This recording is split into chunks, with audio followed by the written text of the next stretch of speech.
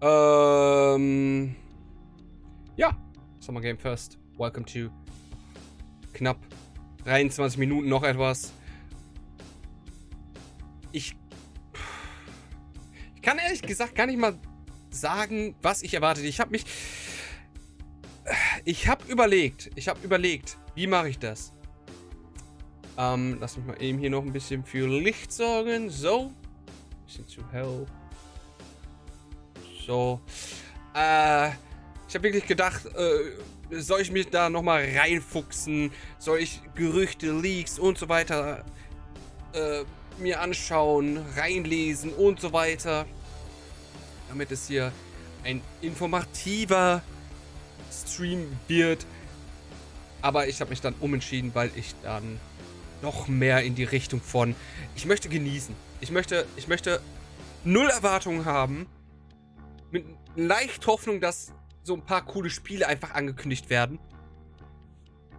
Damit ich einfach Spaß an dieser Show habe. Und ich liebe diese Woche, die ja leider nicht mehr E3-Woche heißt, sondern Summer Game Fest. Oder was heißt leider? Ja, doch ein bisschen leider.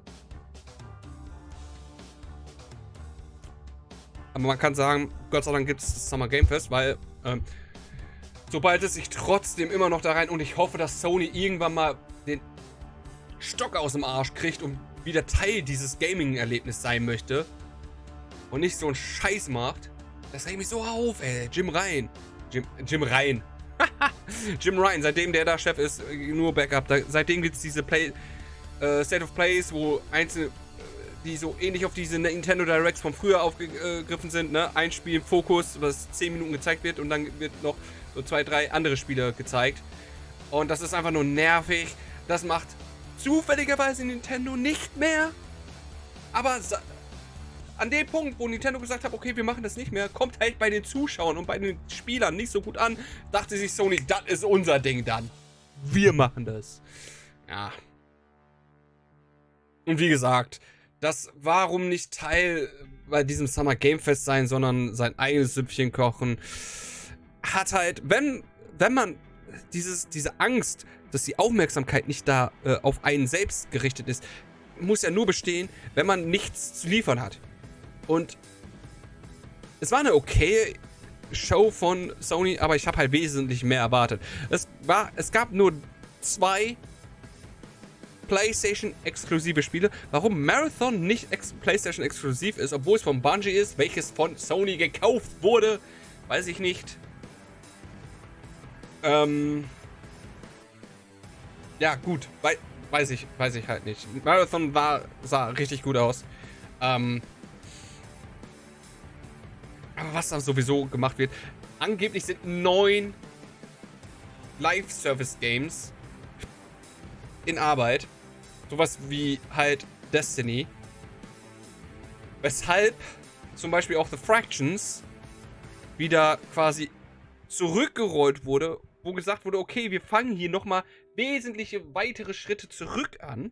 Weshalb ja auch nichts zu sehen war. Weshalb, ich hatte am Anfang noch die Vermutung, hey, vielleicht wird es auf einem Summer Game Fest gezeigt. Aber mittlerweile gehe ich halt nicht mehr davon aus, weil 1, 2 Tage später wurde halt gesagt, yo, ein Deal, den PlayStation mit Bungie jetzt hat, nachdem sie den gekauft haben, das ist, dass Bungie Expertin anscheinend in diesem Live-Service-Game-Bereich.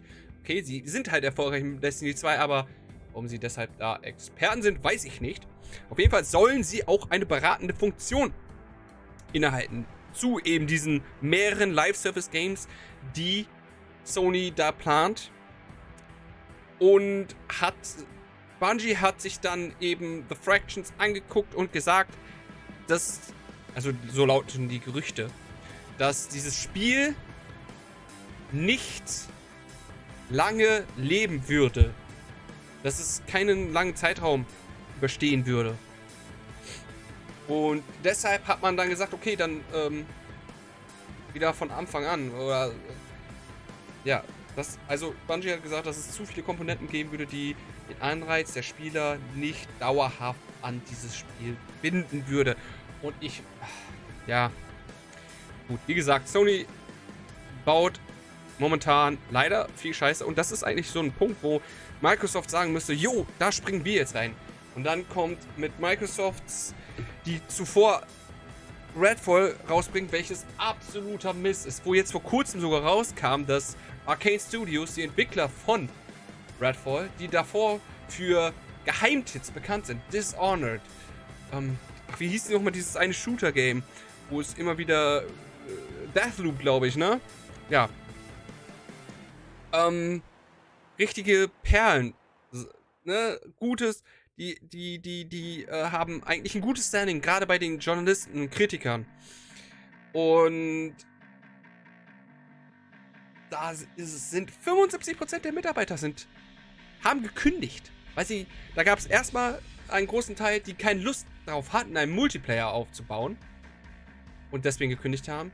Und dann während des Entwicklungsprozesses haben Entwickler gekündigt, weil sie gedacht haben, wir haben uns hier verrannt, das entwickelt sich in eine schiefe Richtung. Nein, wir müssen eigentlich aufhören, aber wir können nicht, weil wir schon zu viel Geld reingesteckt haben.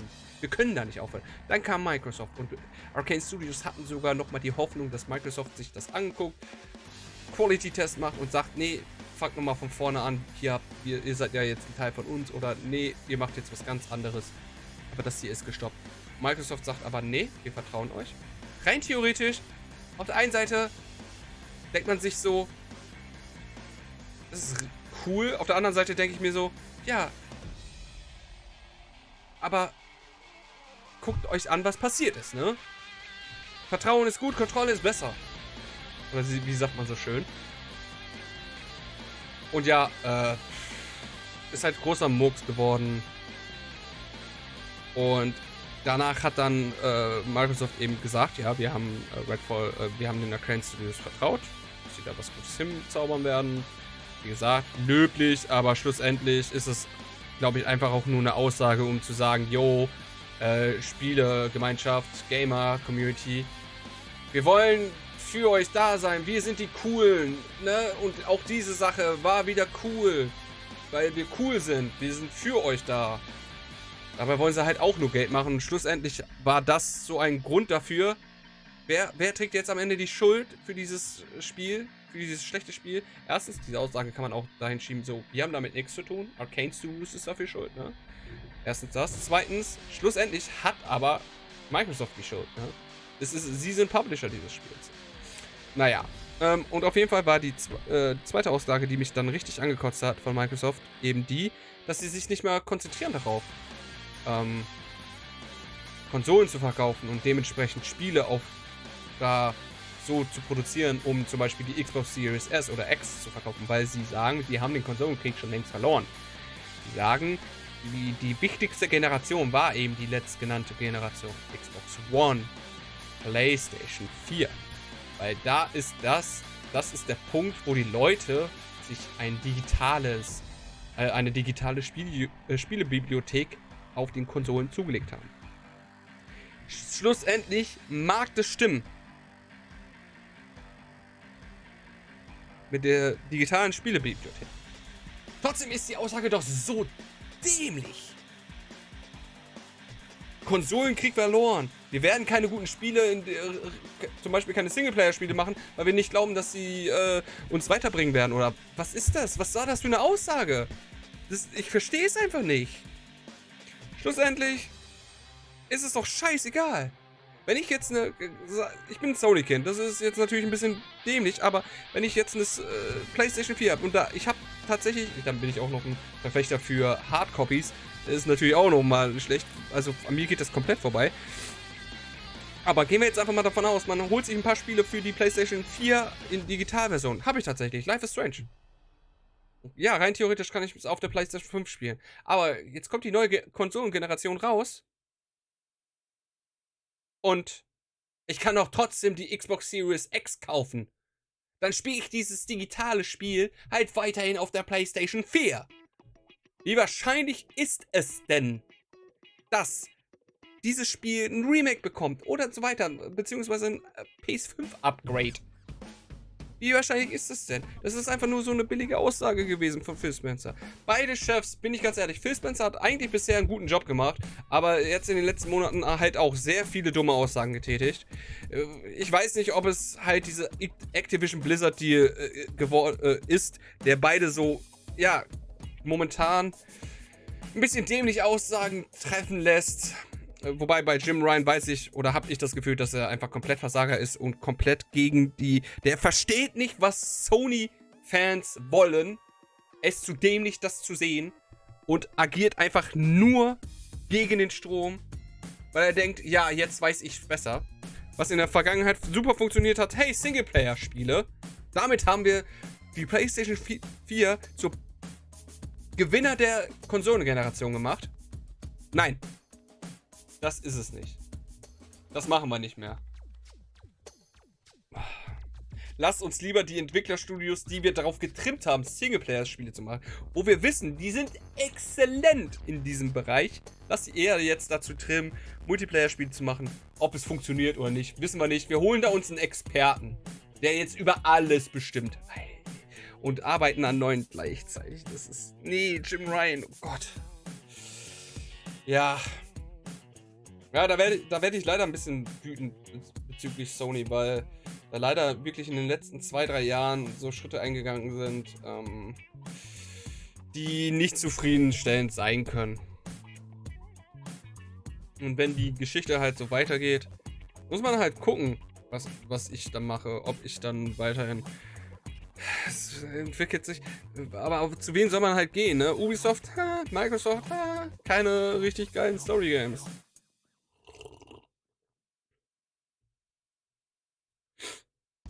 Nintendo könnte man gehen.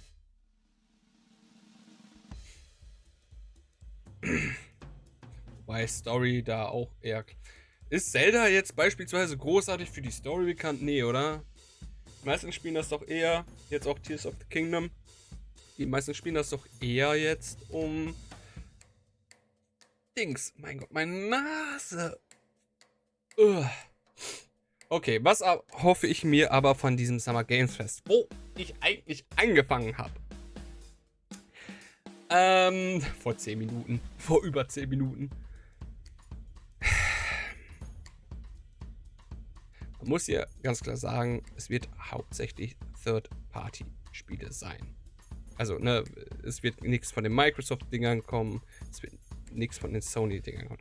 Was ich mir vorstellen kann, ist, dass nochmal zum Beispiel Assassin's Creed kommen wird. Die waren auf der PlayStation Showcase vertreten. Ich kann mir vorstellen, dass sie nochmal irgendwo vertreten sein werden und dann kommt am Montag zur Ubisoft Forward nochmal ein großes Ding. Das ist nochmal der komplett gleiche Trailer wie von der Sony PK, von der Sony Showcase gezeigt wird. Generell denke ich, oder kann ich mir vorstellen, dass 2-3 Trailer von der Sony Showcase hier auch nochmal vorkommen. Ich glaube, dieses Showcase hier, dieses Summer Game Fest geht, glaube ich, 2 Stunden. 2 Stunden. Ich meine, die letzten Male war das halt auch immer cool. An den richtigen Stellen einfach gesagt, jo, hier ist der nächste Trailer, hier ist der nächste Trailer. Und dann kam so ein größeres Spiel und dann, hey Leute, kommt mal rein, wir machen mal eben ein Interview. Meistens oder oft war das Interview dann nicht interessant.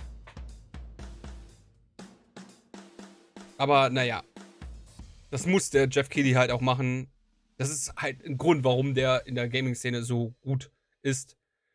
Weil er weiß, wie er mit den Leuten in der Branche umgehen muss. Und hier hast du das nicht. Und nächstes Mal steckst du mir halt ein paar Informationen zu. Nächstes Mal nimmst du halt auch mal an meinem Game Awards teil. Und so weiter und so fort. Ne? Ist halt so. Schlussendlich ist er nichts anderes als ein Journalist. Glaube ich. Außer ich habe irgendwas verpasst. Ich habe mich jetzt auch nicht so dermaßen mit Jeff Keigleys Vergangenheit beschäftigt. Ich weiß, dass er halt dass er als gut vernetzter Mensch in der Gaming-Industrie auch schon vorher bekannt war. Und dass er mit den Gaming Awards ein großes Risiko eingegangen ist, finanziell, weil das ja hauptsächlich, so meine ich, das mal gelesen zu haben, selbst finanziell. Aber egal. Ich kann mir trotzdem vorstellen, dass irgendwas von Sony noch reinkommen wird. Vielleicht sieht man mehr zu das erste Spiel. Wie heißt das? Einen Moment. hab hier doch eine Liste gemacht.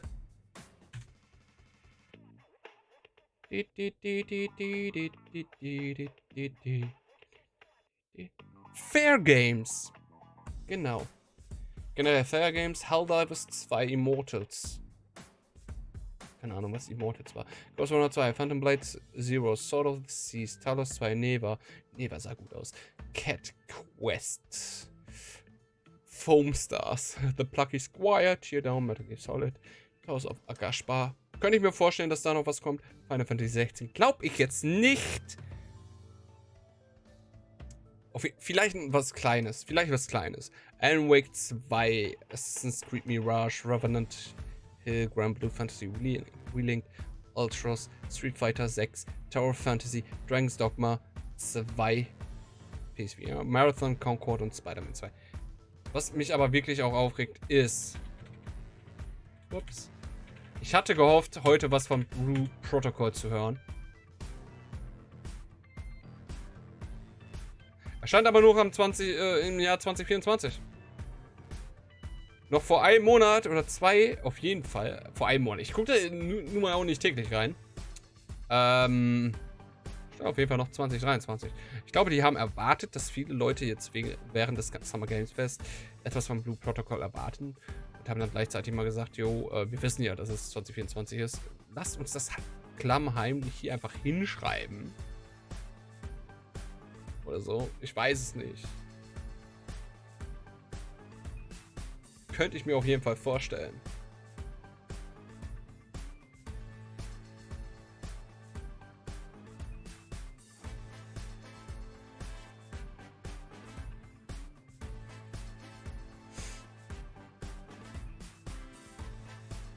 Ich werde mir nebenbei so, nicht Notizen machen, aber so Noten geben, eventuell. Vielleicht auch ein paar Notizen.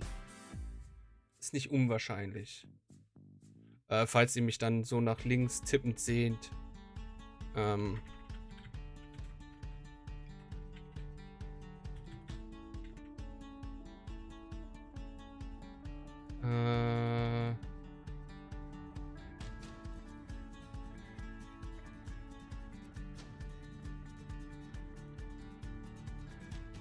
So.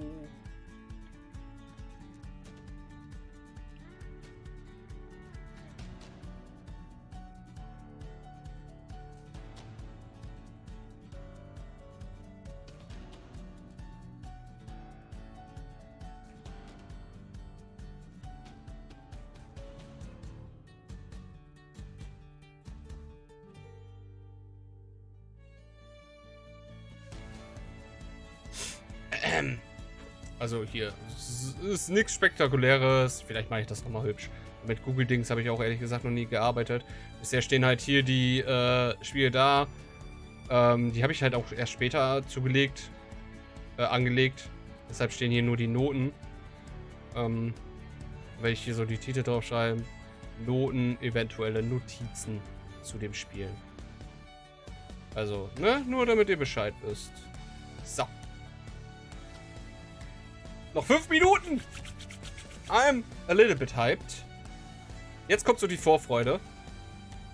In der Hoffnung halt, dass da ein paar coole Sachen zu sehen sind.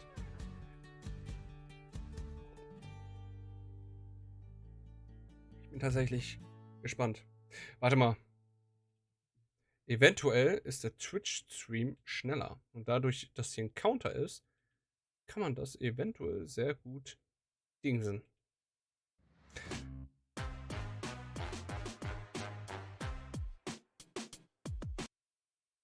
Ist er. Tatsächlich.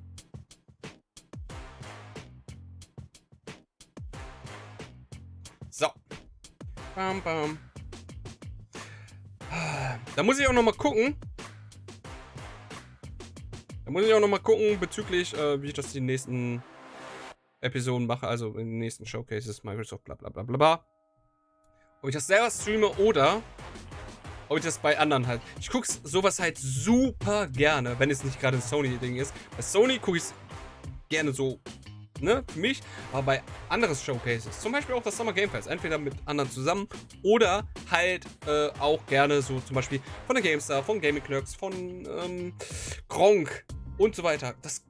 Keine Ahnung, direkt Reaktion dabei zu haben, finde ich halt mega cool. Und deshalb weiß ich noch gar nicht, ob ich das so machen werde.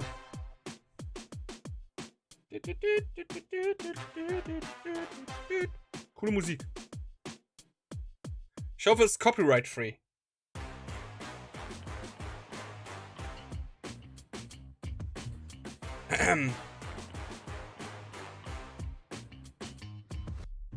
So.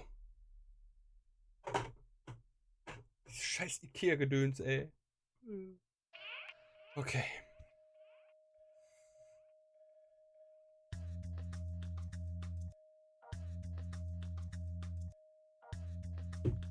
Ich überlege, ob ich gleichzeitig noch Twitter aufhaben soll.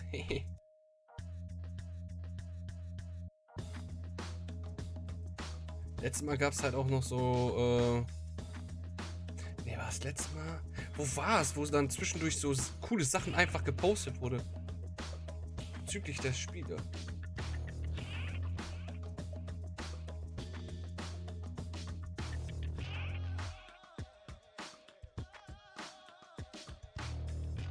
Hat das Summer Game Fest kein Twitter-Account? Gibt's hier nur Jeff Keighley? Okay. Der Summer Games Fest hat einen Twitter-Account. Eventuell werden die ja irgendwas retweeten bezüglich von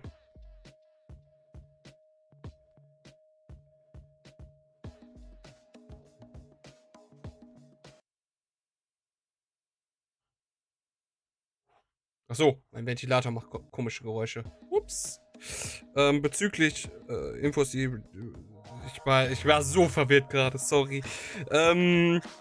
Bezüglich Informationen, die Entwickler droppen auf Twitter, Zusatzinformationen, ähnliches. Ich meine, bei irgendeinem Spiel letztes Jahr wurde dann nochmal sowas komplett Geiles gepostet. Ich weiß aber auch nicht, ob es vor oder nach dem Summer Games Fest war. Oder sowas ähnliches wie bei der PlayStation Showcase 2020. Wo dann da so ab da und da bestellbereit und dann ein Tweet später so, ja, das war Sony Showcase. Übrigens ab 1 Uhr nachts deutscher Zeit, ne, jetzt so in 3 Stunden kann man die PlayStation 5 vorbestellen. Und dann die deutsche Sony-Seite, ja, das war die, ne, hier und hier bei den Läden könnt ihr vorbestellen. Das ist richtig krass. Hat man danach, also nach dem Showcase nicht Twitter aufgemacht, hätte man das verpasst. Gott sei Dank hatte ich Twitter auch. Ich war einer der ersten, der eine PlayStation bekommen hat.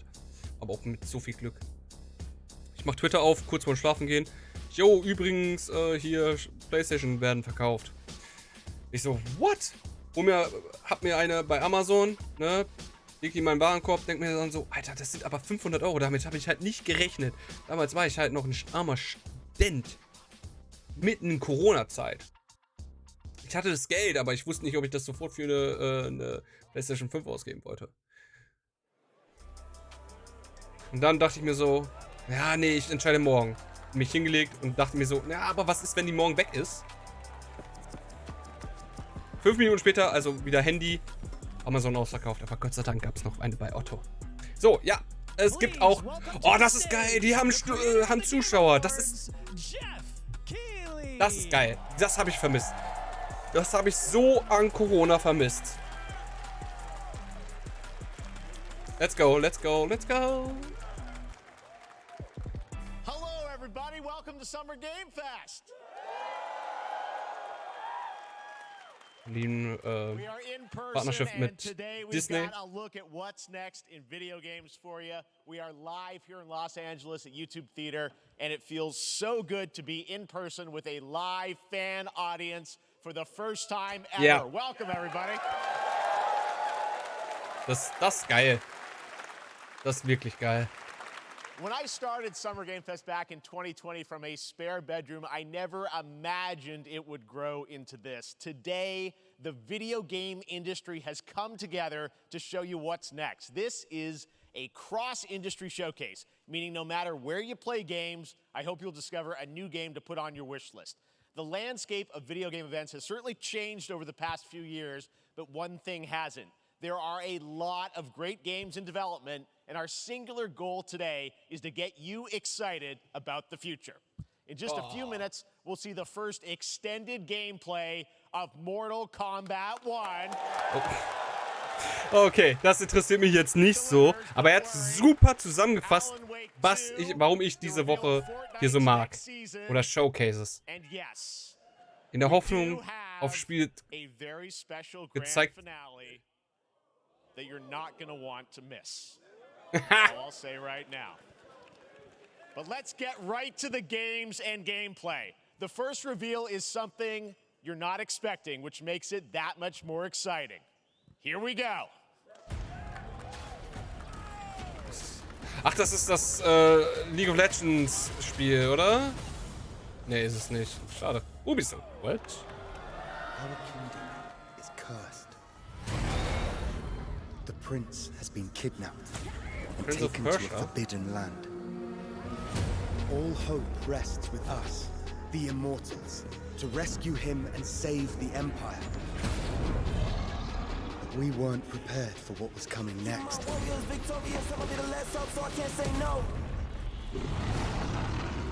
Then again, they weren't prepared for me.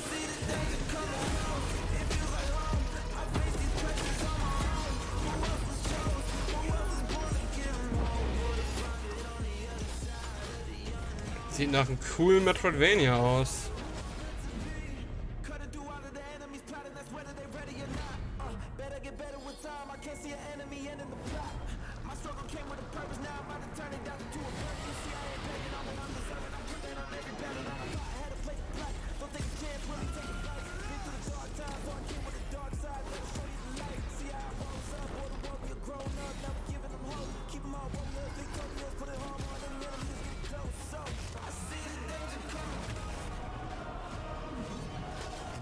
Leider Metroidvania nicht mein Genre.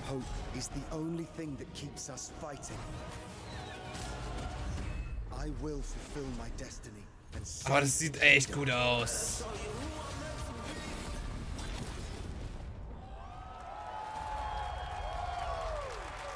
Ja, in einem halben Jahr. Cool. Cool. Okay, etwas mehr. There's a little surprise. Prince of Persia: The Lost Crown is coming in January 2024, a brand new action-adventure platformer in the iconic series with deep combat, some huge boss fights, and of course, incredible platforming, puzzles, and animation, bringing a modern take on the legendary franchise. You'll be able to see more at Ubisoft Forward, streaming on Monday as part of Summer Game Fest. All right, let's move along to another iconic video game franchise that just celebrated 30 years. That's right. It's time for Mortal Kombat 1. Couldn't keep you waiting on this one. It has been 4 years since MK11, and ever since, Ed Boon and the team at NetherRealm have been hard at work on the most ambitious MK yet that reboots the series into a new era timeline, and it's coming this September. Everyone has been asking, what does it look like? Who's on the roster? How do the new cameo fighters work? Well, now it is time for combat. No spoilers, but this video is literally insane. Here is an extended first look at the story, gameplay, and yes, of course, the fatalities of Mortal Kombat 1. Let's do it! Ja, Mortal Kombat ist jetzt absolut 0,0 meins. Also war kein Metroidvania, sondern eher ein Action-Plattformer. Metroidvania wäre ja auch so, wenn so ein Teil der Map, dann muss man noch oben, nach unten und so weiter, dann alles immer wieder zurückgehen und so weiter. So denke ich mal, ist es eher drauf, dass es linearer ist. Aber sah auf jeden Fall ganz gut aus. Ja, Kampfspiele ist jetzt, ne, genauso wie Street Fighter 6 vor kurzem rausgekommen ist, ist noch weniger meins. Dafür, dass man das, ich würde das halt nur spielen, um mich mit Freunden zu duellieren. Aber dafür hätte ich ja Super Smash Bros. Außerdem wäre ich dann halt wieder Button Smasher. Ist ja langweilig.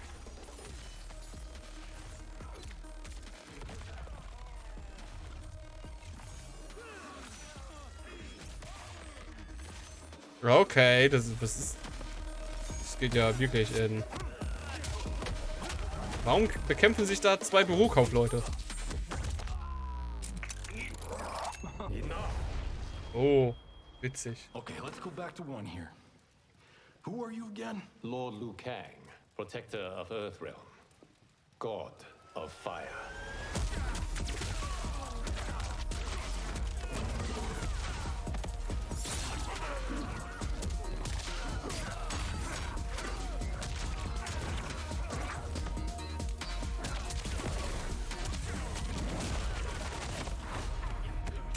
Ja, was soll ich sagen? But you're inexperienced. Whatever experience I lack, I make up for in heart.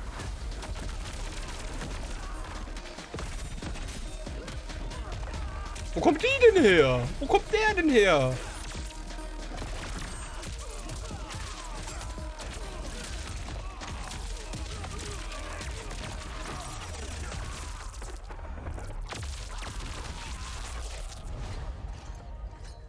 If your disease becomes known, you will be banished. I only want what's best for you. Or do you secretly covet my throne? Ja, ich kann halt auch wenig zu Mortal Kombat sagen.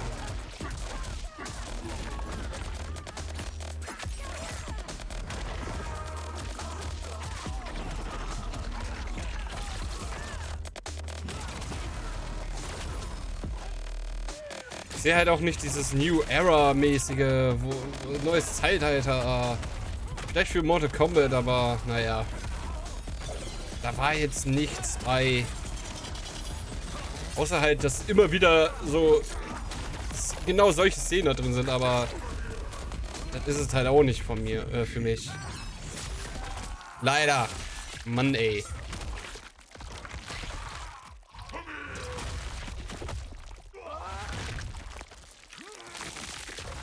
Hab halt das Gefühl, dass es hauptsächlich darum geht, eklig zu sein.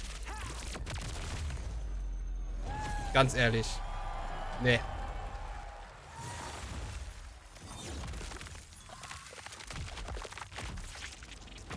Wenn er solche Moves drauf hat, wieso braucht er da überhaupt noch kämpfen? Hä? Hä? Oder?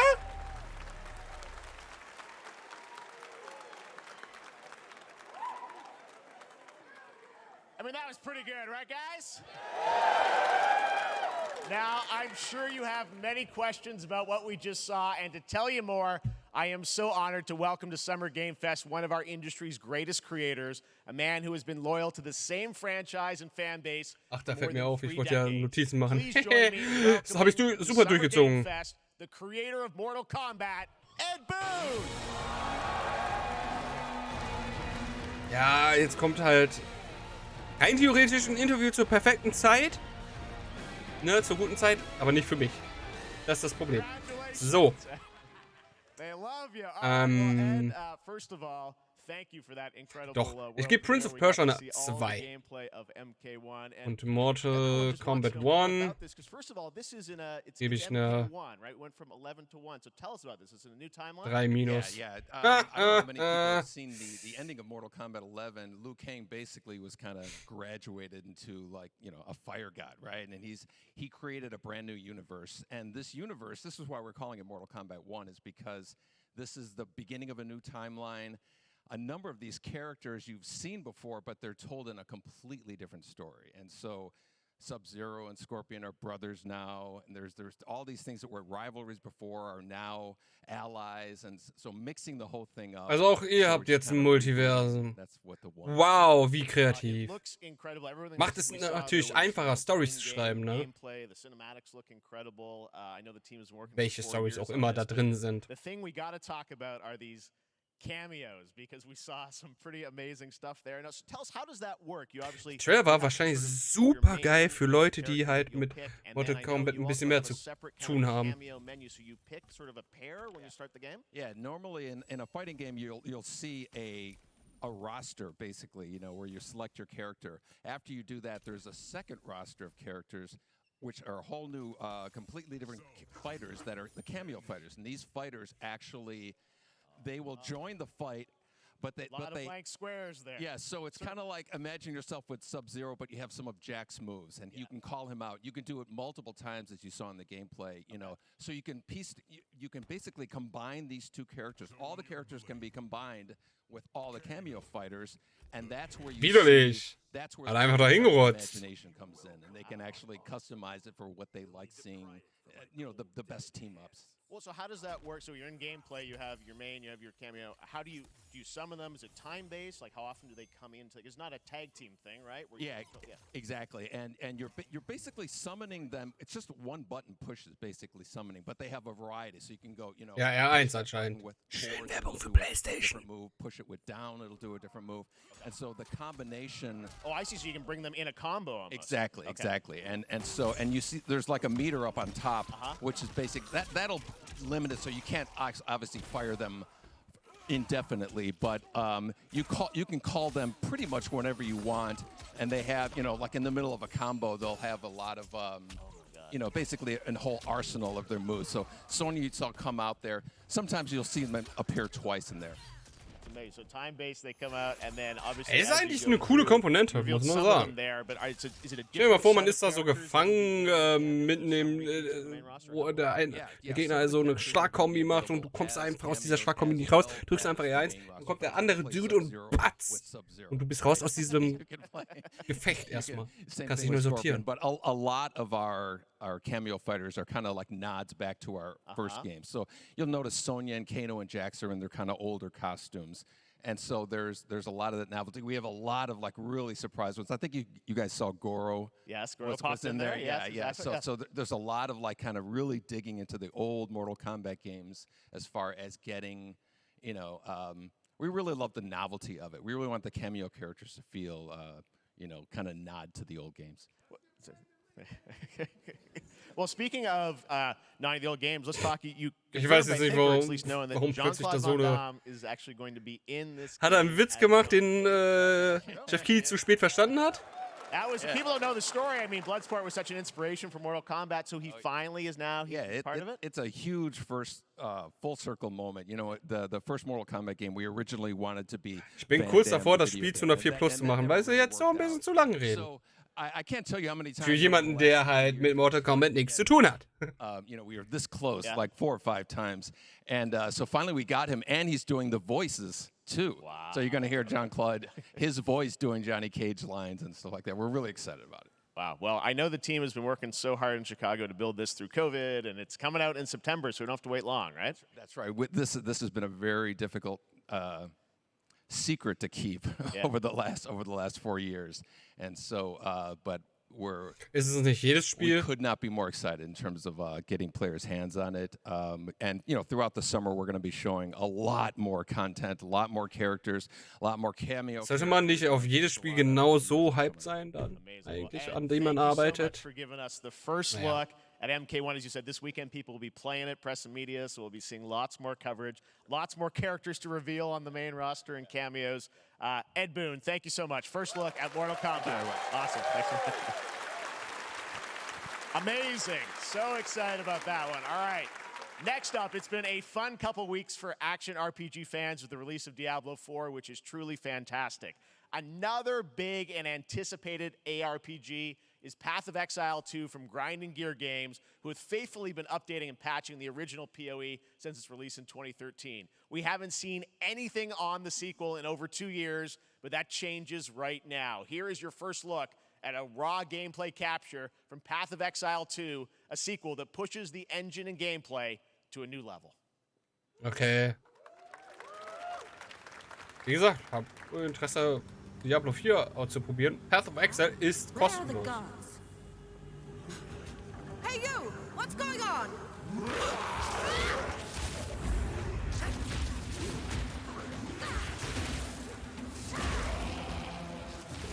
Das sieht halt richtig cool aus, ne? Also grafisch gesehen.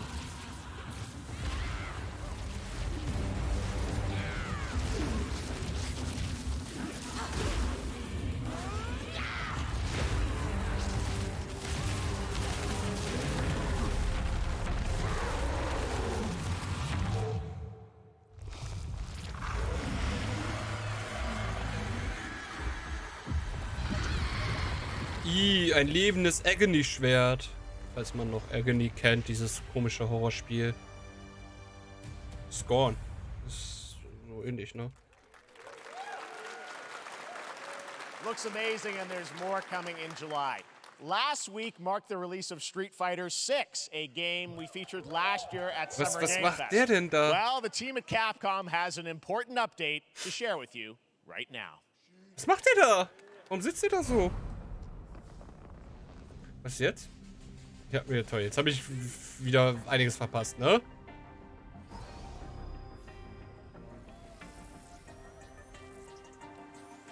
Street Fighter? Hadouken! Ist das Street Fighter? I am the advanced artificial intelligence, Leviathan. Welcome to Bikitoa Island.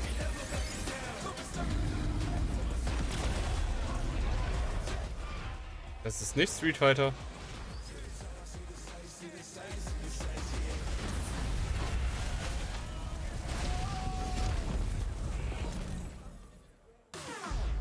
Doch. Cool.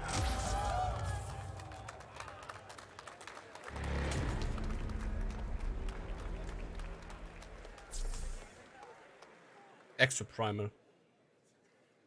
I'm guessing Ryu from Street Fighter facing off against a dinosaur probably wasn't on your bingo card for today's show. That Street Fighter Cross Exoprimal collab will launch in the fall with the game coming out on July 14th. But guess what, guys? That may actually not be the craziest collaboration on the show today. Check this out. Ich lass mal jetzt erstmal.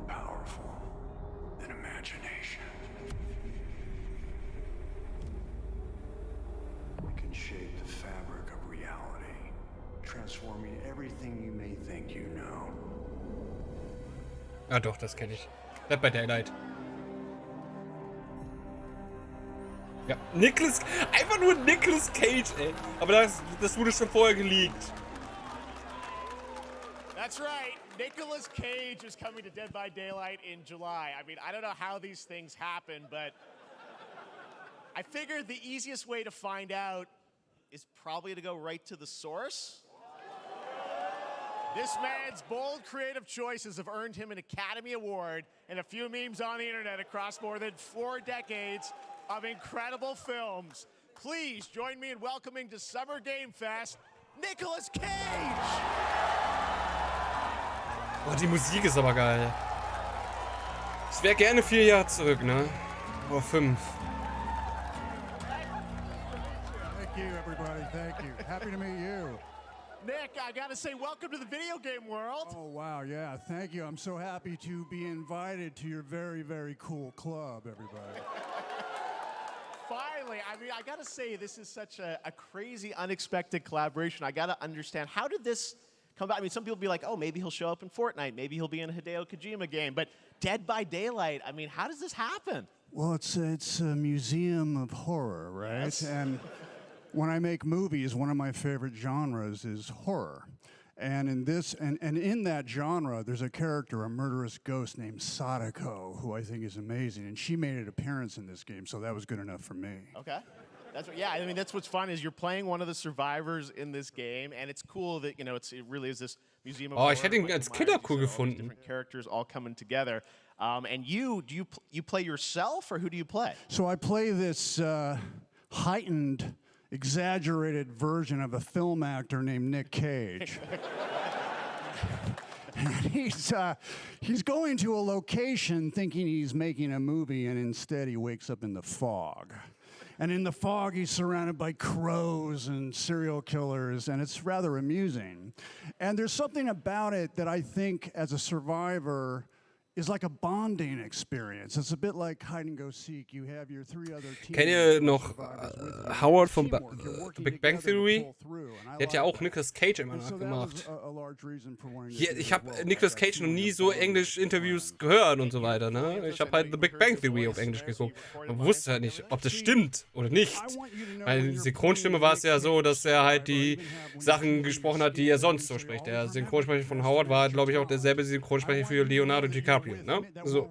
Aber der konnte halt, jetzt merke ich halt, wie gut Howard, also der Schauspieler, ich weiß leider den Namen nicht, das nachgemacht hat.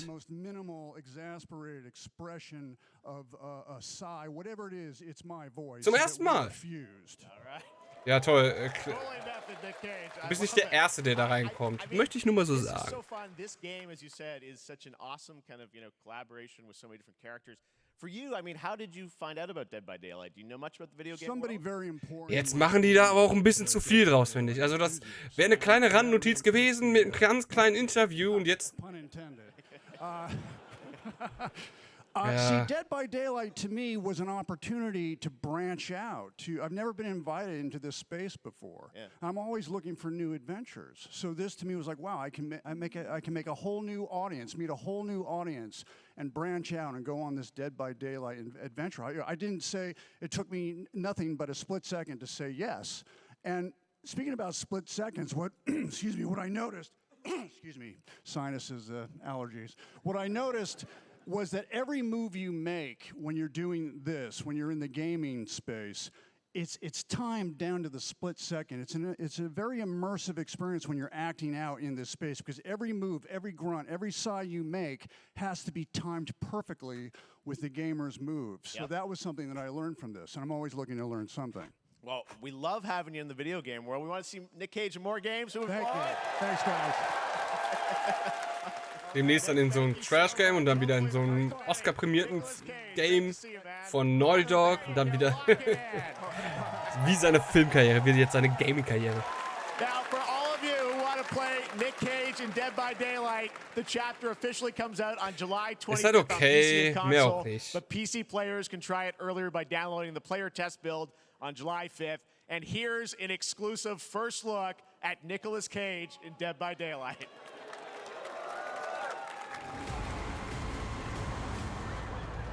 Ja. Dead by Daylight Grafik halt, ne? Ist okay. Aber auch nichts wirklich Hübsches.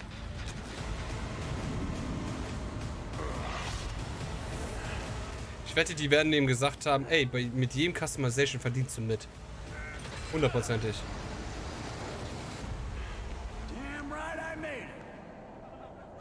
Ist halt okay. Nichts Besonderes. Da brauche ich noch nie mal Noten geben. Sowohl für Extra Primal als auch für Dead by Daylight jetzt. Incredible number of video game adaptations. But back in 2019, The Witcher on Netflix, inspired by the Witcher book series, showed the potential of well-done adaptations. And later this month, Season 3, Volume 1 arrives, and now it's time for the world premiere of the trailer, introduced by Henry Cavill and the cast. Hello, Witcher fans. We are all gathered here today to share something with you. Be sure to tune into The Witcher Season 3. Volume 1 Volume 1 debuts on June 29th, only on Netflix. Get ready to watch the world premiere of our brand new trailer for Season 3 of The Witcher. Thanks for tuning in to the Summer Games Fest and enjoy the trailer.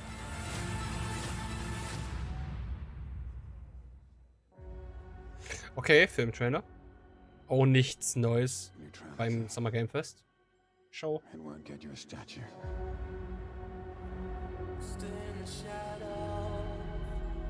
But it'll certainly help in keeping you alive.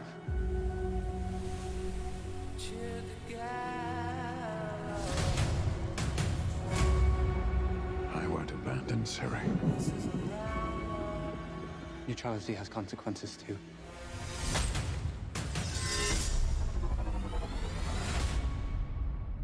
You're right. Right. Well, that's deeply worrying.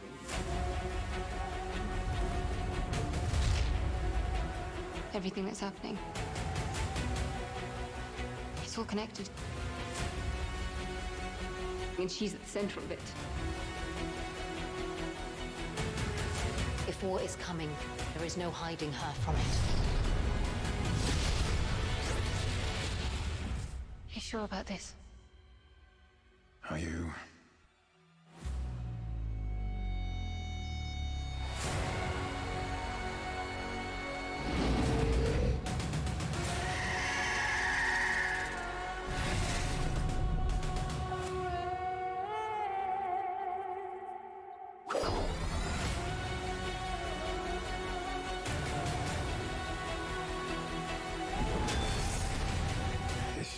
has a way of repeating itself.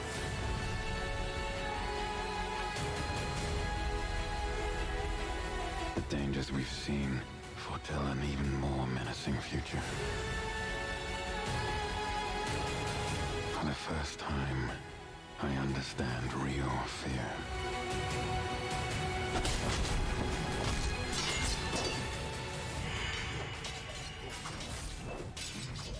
Ja. We're witches. Is that so?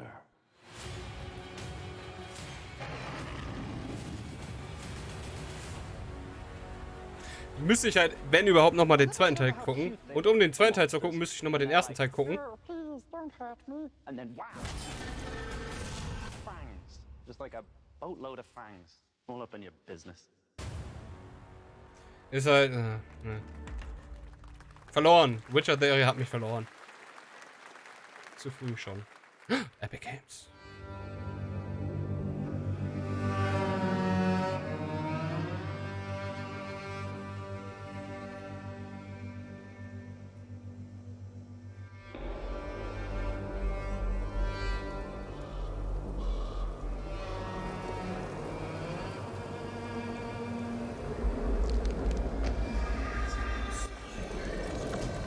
Was ist das?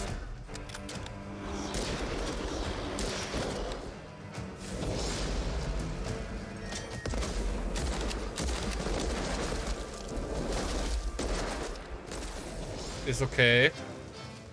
The Witch Hunt begins. Ich lasse den Ton jetzt von diesem, von dem Stream jetzt mal auf dieser Lautstärke. Sollte hoffentlich okay sein, falls er doch zu leise ist. Dann tut's mir leid. Aber ja. Witchfire. Doch, da habe ich doch. Kommt mir auf jeden Fall bekannt vor. War es nicht zufällig auch auf dem. Oh nee. Doch nicht. Aber Witchfire kommt mir so bekannt vor. War es? Vielleicht war es auf dem Summer, ach nicht auf dem Summer Game Fest, sondern auf dem Sony PlayStation Showcase Gedöns, Gedings, Gedans. Ja, we are. Ich habe ja gesagt, irgendwas von Sony werden wir sehen. Und nichts Spektakuläres. Und genau das ist es. Noch mehr Werbung für VR. Ist okay. Ist kein Spiel, wofür man sagt, jo, dafür hole ich mir jetzt eine PlayStation VR 2 für 650 €. Nachdem ich schon 450 € für eine PlayStation 5 ausgegeben habe. Fragt man sich halt, wo bleiben? Da müssen mindestens 3, 4 Seller dabei sein.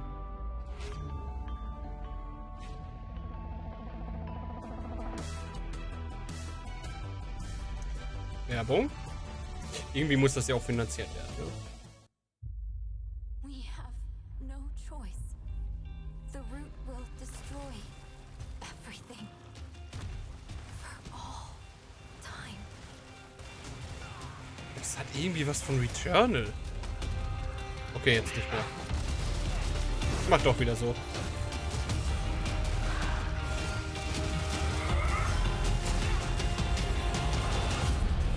No turning back after this. You sure?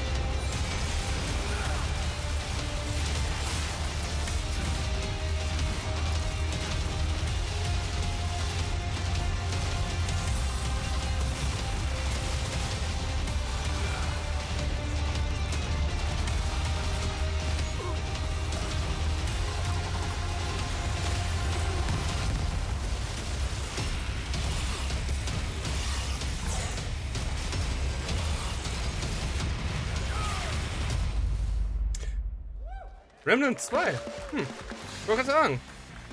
Sieht noch einen richtig coolen Koop-Shooter aus. All right, we have much more Summer Game Fest to come, including a first look at the gameplay of Alan Wake 2, the world premiere of the new season of Fortnite, Call of Duty Season 4, and maybe a few more surprises for you. As we go through today's reveals, use the hashtag gaming on TikTok to react to the news. And we want to welcome everyone co-streaming the show live on TikTok, Twitch, YouTube, and other platforms. Hi, For those of you Jeffy. on Twitch, we also have a special Warframe Twitch drop, a free Steinax Warframe for watching more than 30 minutes of the show. Now, speaking of surprises, another legendary gaming hero is set to return later this year in a brand new game built from the ground up in a style that I think is going to get this fan base and longtime fans of video games very excited. Here's another Summer Game Fest global game announcement. New thrills with a classic feel.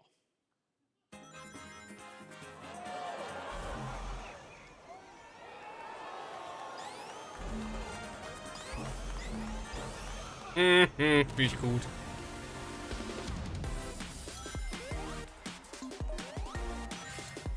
Sonic's back in a brand new adventure. Das sah aber eher nach einem Remake aus.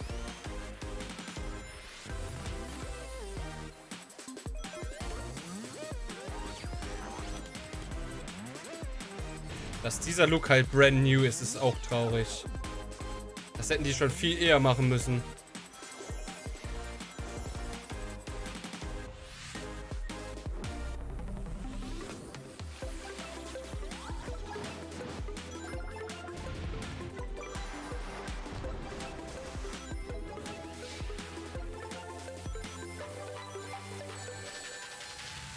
Sieht witzig aus. Ich bin eigentlich kein Plattformer-Typ. Der Action-Plattformer sah ja auch cool aus hier, Prince of Persia. Das hier sieht halt witzig aus. Okay, das jetzt nicht. Bin ich ganz ehrlich. Das sieht nicht mehr witzig aus. Das sieht auch nicht mehr witzig aus.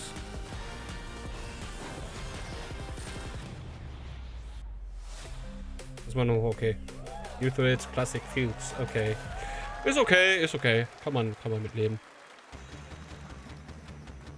Für 30 € würde ich eventuell zuschlagen, aber nur für eventuell. Eventuell. How about that? A new standard for 2D classic Sonic that's bound to appeal to new and legacy fans alike. This past April, Honkai Star Rail launched, and as you're about to see, the game is bringing an exciting new character to space fantasy RPGs. However, we don't just have a new peak for current players, but also for those awaiting the game's release on PlayStation. Take a look. Ich warte drauf, bin ich ganz ehrlich. I wish this universe had a few more things to do. Don't you get bored running across the map every day? Team Trailblaze back from duty. Mission 1 accomplished. Where's our next stop? I can't wait.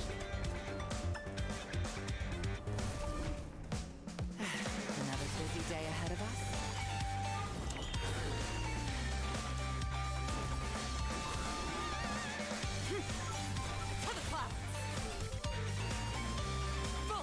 Ich bin halt immer noch am Anfang. Ich habe 1,5 Stunden gespielt oder so. Was ich das eben macht, für mich noch gar keinen Sinn. Ich bin halt immer noch auf diesem riesigen Raumschiff, das gerade attackiert wurde. Ich bin halt ein bisschen... Ich habe mich halt für den weiblichen Charakter entschieden und ich bin etwas unzufrieden damit.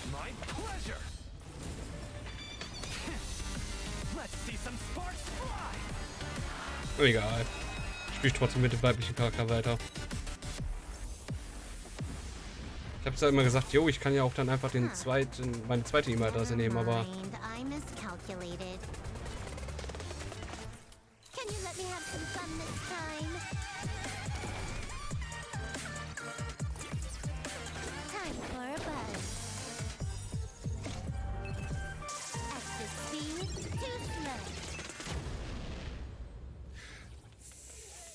Vierte Quartal? Later this year on PlayStation. All right, inspired by the story of Pinocchio, Lies of P is a Soulsborne-like game from the team at NeoWiz, which is coming to Game Pass, PlayStation, and PC this year. Well, if you're wondering exactly when, we have news to share with you on its release with this brand new trailer. Warum muss man eigentlich immer sagen Game Pass? Geppetto's puppet. We need your help. Leider ist es ein Souls-like.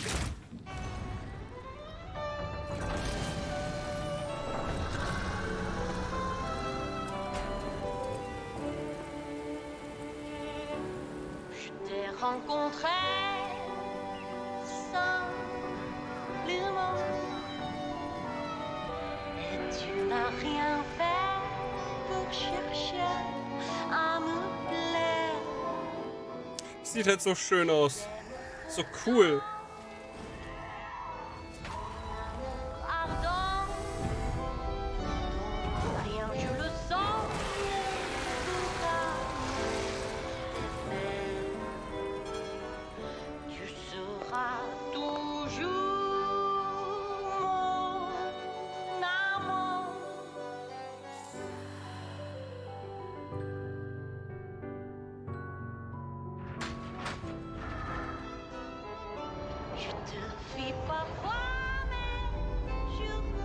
Sieht so gut aus.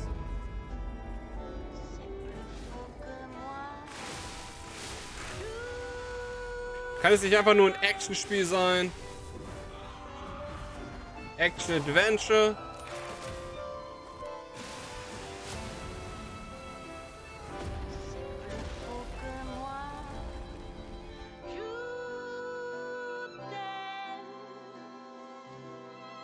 Listen, pal. Nice landing, but let's not make it a habit.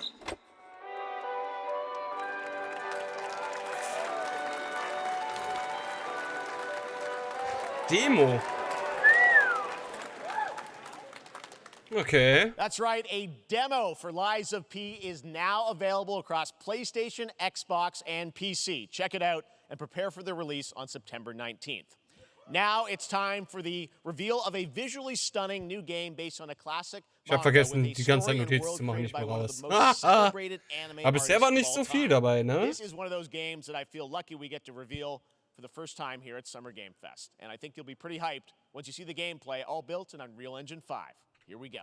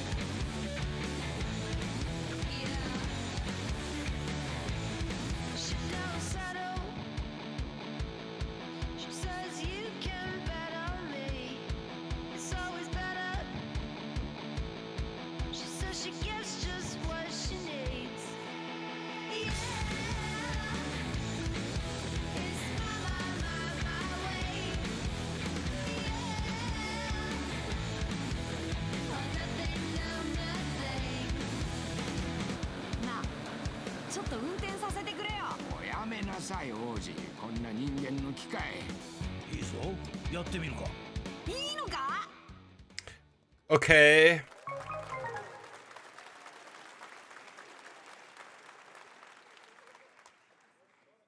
Sandland, get ready to become an unlikely hero in an adventure where you don't need to be human to save humanity. That's coming. Sieht halt aus wie ein scheiß Dragon Ball mit anderen Charakteren, ne? Independent games are such an important part of the industry, and one thing that's very important to us at Summer Game Fest is supporting those creators as well. After the live show, stay tuned for Day of the Devs from I'm 8-Bit and Double Fine with some incredible indie game reveals. Now, one of the biggest independent publishers is Annapurna Interactive. And later this month, as part of Summer Game Fest, they'll be revealing a number of ambitious new projects. Let's see how many you can figure out in this little tease.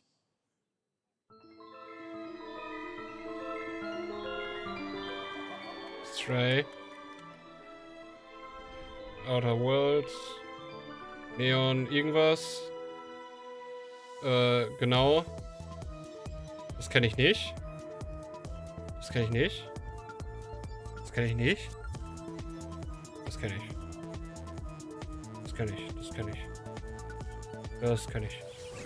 Das... Sind die alle schon rausgekommen? Sind...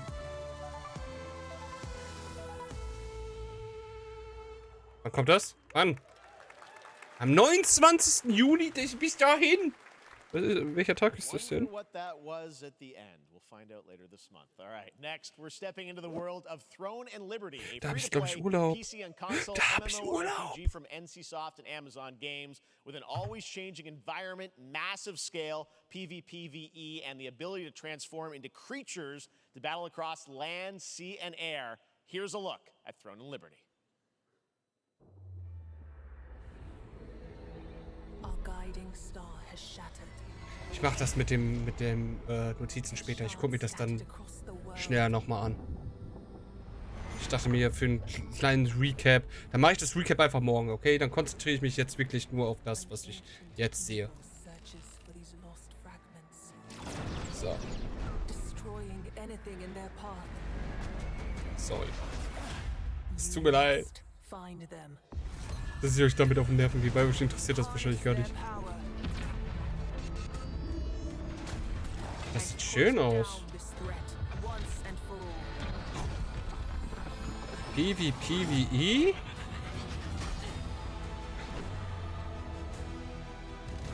Ist das ein MMO?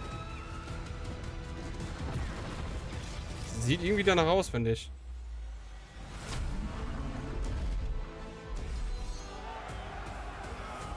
Okay, jetzt sieht es nach einem Spiel aus, was mich nicht mehr interessiert.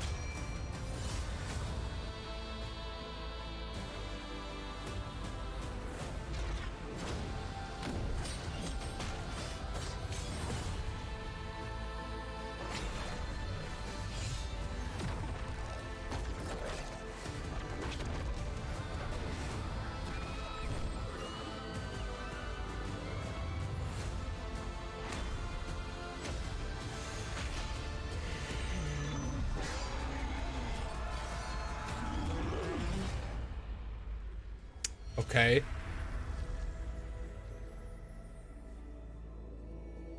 Man hat viele Kämpfe gesehen, aber... Players wanted, sign up for the tech test. Von Amazon Games. Ja, das ist ein MMO, jetzt weiß ich es wieder. Amazon Games hat ja nach Blue Protocol... Everybody watching on Steam right now, I'm sorry we don't have any free Steam Decks for you right now, but on June 19th, Steam Next Fest does return, giving fans a chance to try out hundreds of new in-development games. One of them is the free-to-play medieval fantasy sword-fighting game Warhaven from Nexon, which lets you transform 19. into Juni. supernatural Oh mortals. nein. Here's a new look.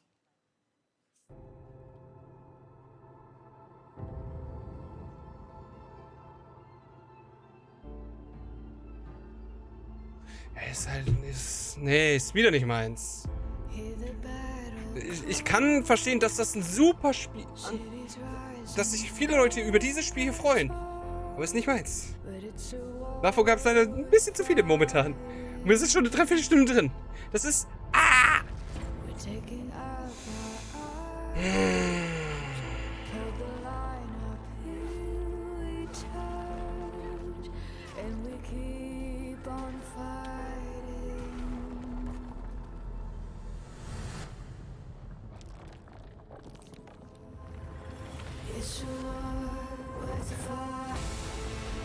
Und plötzlich kommt da ein Dude mit einem Anzug an, oder wie?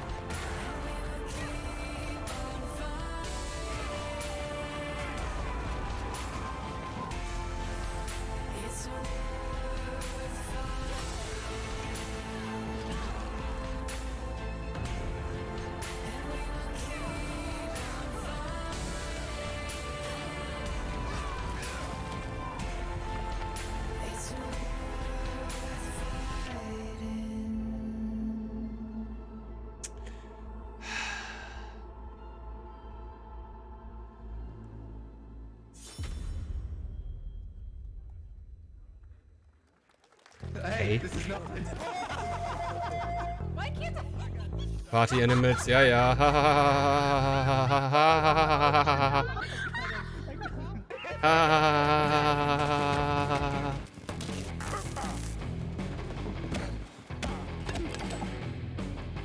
Solche Spiele hasse ich.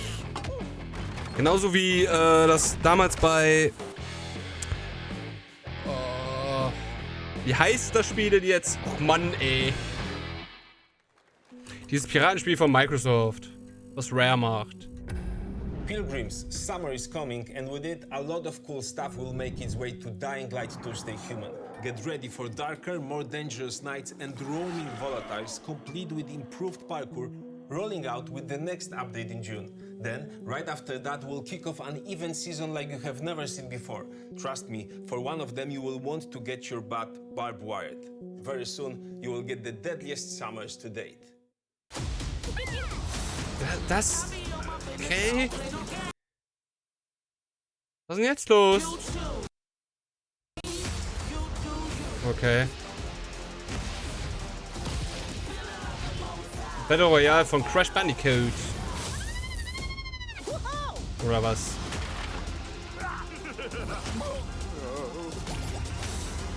Oder auch nicht? Crash Team Rumble, okay.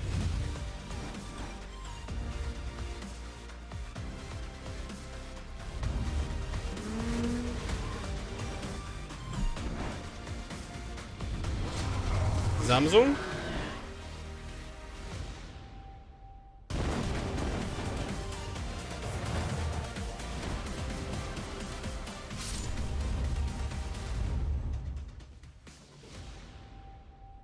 Samsung.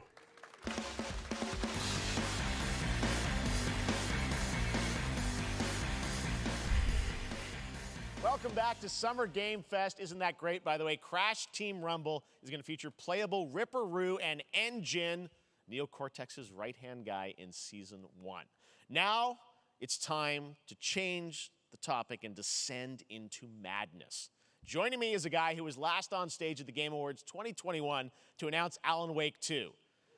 He's come all the way from Finland. Please welcome from Remedy, Sam Lake. Da hatten wir doch erst vor 2 Wochen was. Ich meine, Alan Wake 2 sah mega aus.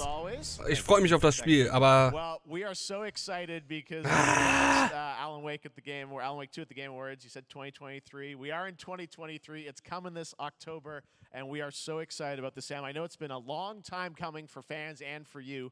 13 years since the first Alan Wake. So tell us a bit about what can we expect in the sequel. It's been quite a journey, yes. Yeah. Alan Wake 2 is Remedy's first survival horror game. We have 2 playable characters. It's a 50-50 split between them. They are Ist on richtig their nervös. Sympathisch. own separate, terrifying journeys through 2 different worlds, and yet it's all connected. And the player gets to switch between them. Ich aber glaube ich auch. Egal, ob man Englisch kann oder nicht, wenn man kein English Native Speaker ist und sowieso eine Nervosität hat auf einer Bühne mit mehreren hundert Menschen, dann nur Englisch sprechen. Living a narrative that Alan has written, is that right? Well, that's a good question to ask going into this. So yes, we have Alan Wake, our title character, of course, trying to escape from the nightmare dimension of the dark place. And then we have Saga, our new hero, FBI agent, coming to the Pacific Northwest small town of Bright Falls, together with her partner, Alex Casey. Okay. So and they're somehow linked in some way, right? They are coming to investigate a series of ritualistic murders. Okay. And very quickly, the investigation turns into a nightmare when they discover pages of a horror story. Maybe written by a certain missing writer. By the initials AEW. And this horror story starts to come true around them. Interesting. So obviously, it's Alan is still going to be playable in the game. You're going to experience his journey, but Saga, this is sort of new character, and there is that sort of link. Tell us a bit about. You said split 50-50. Do they have separate missions? How? Because I think you can play them in sort of different sequences or orders if you want, right? Yeah, we go into the experience playing as Saga, and it's a sequel, but it's also a standalone experience. We are not expecting everybody to do homework if they have not played the original game. This can be enjoyed Wichtig und Saga richtig. doesn't know anything about the lore, about the supernatural in this world. She will be going in very quickly. She has to learn to survive. Das ist wichtig und richtig und Alan Wake 1 sollte dann eher noch so ein kleines Bonus sein für die Leute, die das dann jetzt spielen wollen, dass sie den ersten Teil gespielt haben. Meiner Meinung nach. Alan Wake in the dark place as he's trying to find his way out, and you can keep on playing as Saga in the Pacific Northwest as the investigation goes on, and you are free to switch between them. There are a lot of connection points in many surprising ways, but there is no right way to play through this. You can choose. You can go on as Alan all the way close to the end, or as Saga, or you can keep hopping between these two sides of it. Well, you're always so good at kind of telling challenging, interesting narratives in unique ways. I mean, Remedy's always been known for that, and you especially. So we can't wait to see how these stories intertwine throughout the experience. Today, though, I know you brought with you some gameplay of Saga's adventure. We're just going to see a raw segment of the game, right? Yeah, raw gameplay for the first time ever. This is early on from the experience. They're hyped, Sam. They're ready for it. Fredo, hi, wie geht's So tell us, dir? what are we going to see? Supernatural forces of darkness. Wir kommen mitten zu Summer Game Fest. Brought the murder victim, in this case, back to life as a monster. And Saga is outside at Cauldron Lake, trying to find him and stop him.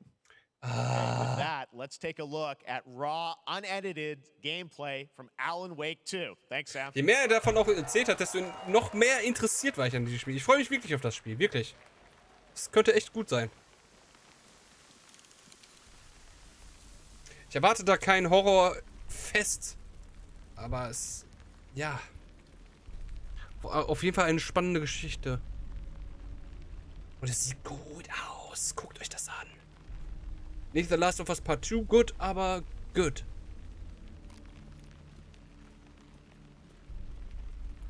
Ich finde es schade, dass Sony nie die Versuchung gemacht hat, Remedy zu kaufen, weil Remedy wollte ja irgendwie nicht, ne? Die haben sich gesträubt. Obwohl sie eine gute Partnerschaft mit Sony hatten. Und dann irgendwie nicht mehr. Irgendwie war da was, oder? Habe ich das falsch im Kopf? Sieht gut aus, ja, ne?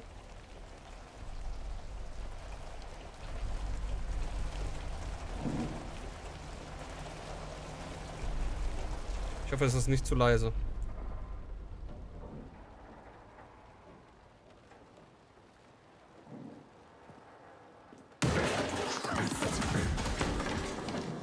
Jumpscare!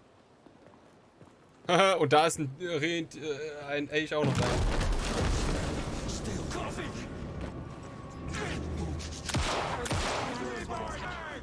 Also das da unten links im Bild. Was? Wieso hat der eine...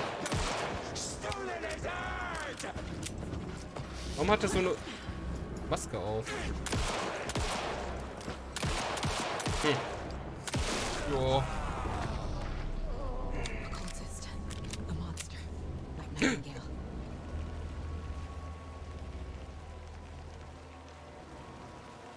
Piekst in seinen Wunden rum. Piekst da rum. Wieso gehst du denn wieder da rein? Geh da nicht rein. Das Monster lauert da. Du bist unten links im Bild. Ach so, jetzt auf deinen Kommentar davor bezogen. Ich dachte so, weil ich gefragt habe, ich hoffe, das ist nicht zu leise. Oder gesagt hatte. Deshalb. Und dann kam halt, also das da unten links im Bild. Da dachte ich so, hä? Verwirr mich doch nicht so zu später Stunde. Wieso ist da ein Herz drin? Text on the heart is clearer now. Legible. I knew it would be here. Like I saw it in a dream. Sieht auf jeden Fall mega aus. Habe ich mega Bock drauf. Wann kommt das nochmal? Das kam im Sony Showcase. It's for us. We were all trapped in a horror story. Ich traue diesem OBS-Gedöns nicht so, bin ich ganz ehrlich. There's something I'm forgetting. Something important. Something's not right. Am 17. Oktober kann man sich ja schon mal vormerken. A long time coming, but Alan Wake 2 looks incredible. Thank you to Sam and Remedy for that first look at gameplay. Now let's get a first look at the co-op campaign of Warhammer Space Marine 2 from Saber and Focus. Ja, interessiert mich wieder nicht. Deswegen ist ein Publikum so wichtig. Kommt da einfach einer an, so yeah! Aus dem Hintergrund. Yeah! Gott, ey. No, Captain. Warhammer 40k.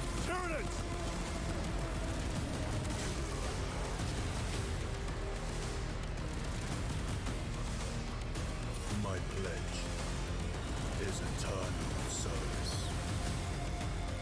Mag sein, aber Eviscerate this abomination. ja. Come forth and be slaughtered.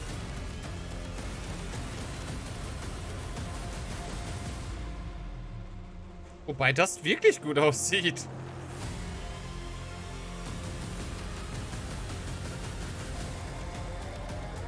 Open the gates. Care to see who can slay more Xenos for the Chiron? Naja, keine Freunde, die mit denen. Also, ich habe Freunde, aber die spielen nicht solche Spiele.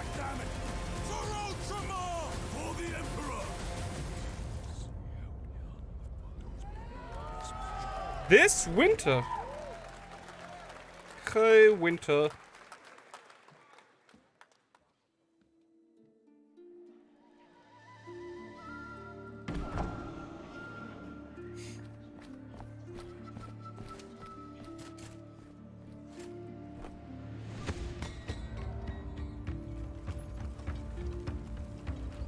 For the king.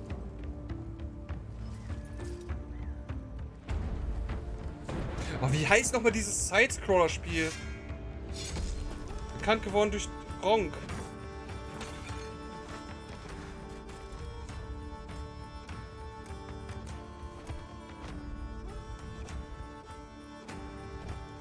Oder ist es Yes Your Grace war ein anderes Spiel. Aber das ist, glaube ich, auch nicht das, was ich meine. Da, wo der von links nach rechts immer reitet.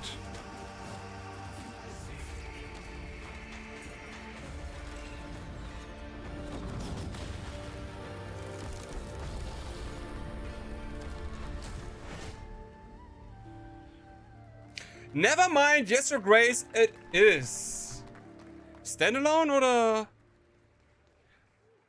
Beautiful indie game, Yes Your Grace, Snowfall. Now it is time for another global game announcement, and this one comes from the minds of Saber Interactive, Focus Entertainment, and yes, horror master John Carpenter. It's a brand new world, a brand new story, and looks like a heck of a lot of fun.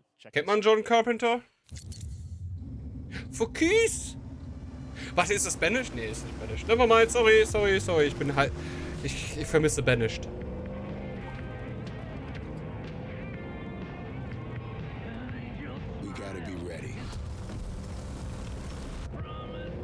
Nee, ich dachte, Unready ist immer Beste.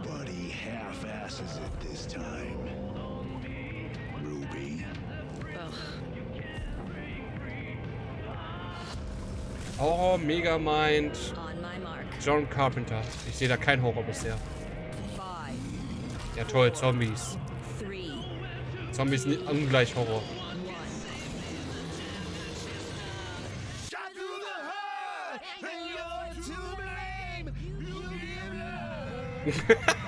Das stimmt.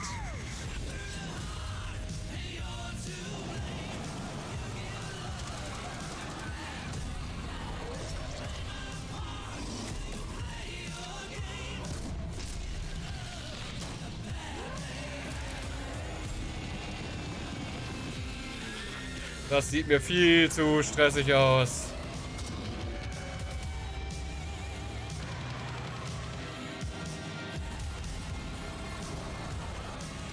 Das sieht mir aus wie Left 4 Dead 2, auch nur mit Autos dazu. Gemixt mit World War Z.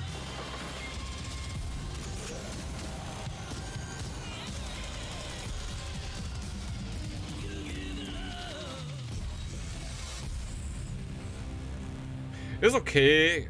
Muss man halt drauf. Ist so ein Spiel, wo ich sagen würde, yo, erstens, richtige Leute müssten dabei sein, aber erstmal den Release abwarten, wie es genau ist. Left 4 Dead meinte ich auch, ja, habe ich mir schon gedacht. Weil Half-Life 2 war halt was anderes, ne? Well, this August brings the long-awaited full 1.0 release of Baldur's Gate 3.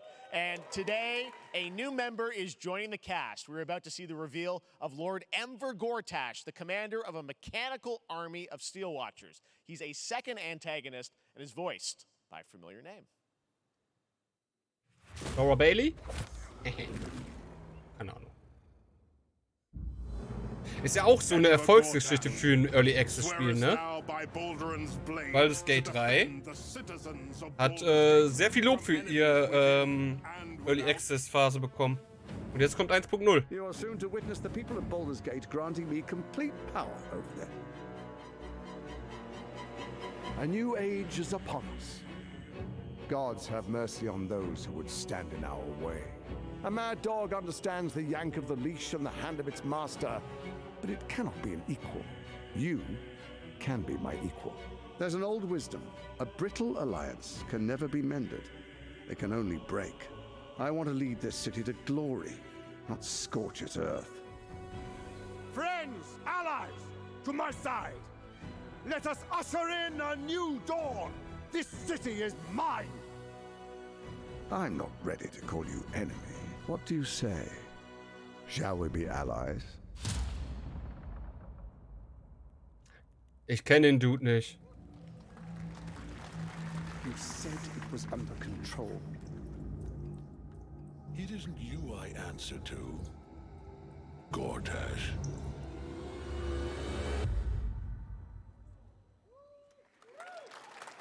Weiß ich nicht, hat mich nicht überzeugt. Ja, also hier ging es auch nur darum, es sollte ja nicht das Spiel nochmal verkaufen, sondern die Spieler, die schon investiert haben in dieses Spiel, sollten nochmal gehypt werden auf das Ende, was jetzt kommt. Jetzt kommt 1.0. Es war so klar! Ich hab's gesagt! Ich hab's gesagt! Ich hab gesagt, Spider-Man 2 wird hier nochmal vorkommen und locker 3 Sachen, Trailer werden wiederholt, die wir schon bei dem Sony Showcase haben. 2 stimmen jetzt schon. Plus Spider-Man als Bonuspunkt. It has 2 on the box for a reason, because this game features 2 Spider-Man, so we're really excited about it. Absolutely. Peter and Miles, we're so excited about this. Ich muss aber auch sagen, Spider-Man 1 hat mich nicht gecatcht. Vom Spiel her. Das Gameplay hat mir nicht gefallen. Gameplay ist immer noch dasselbe, quasi, ne? Aber trotzdem, die Story fand ich so gut.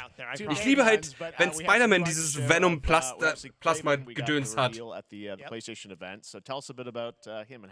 Kraven's very different from any character we've done. He's not, he's not powered by magic or, tech.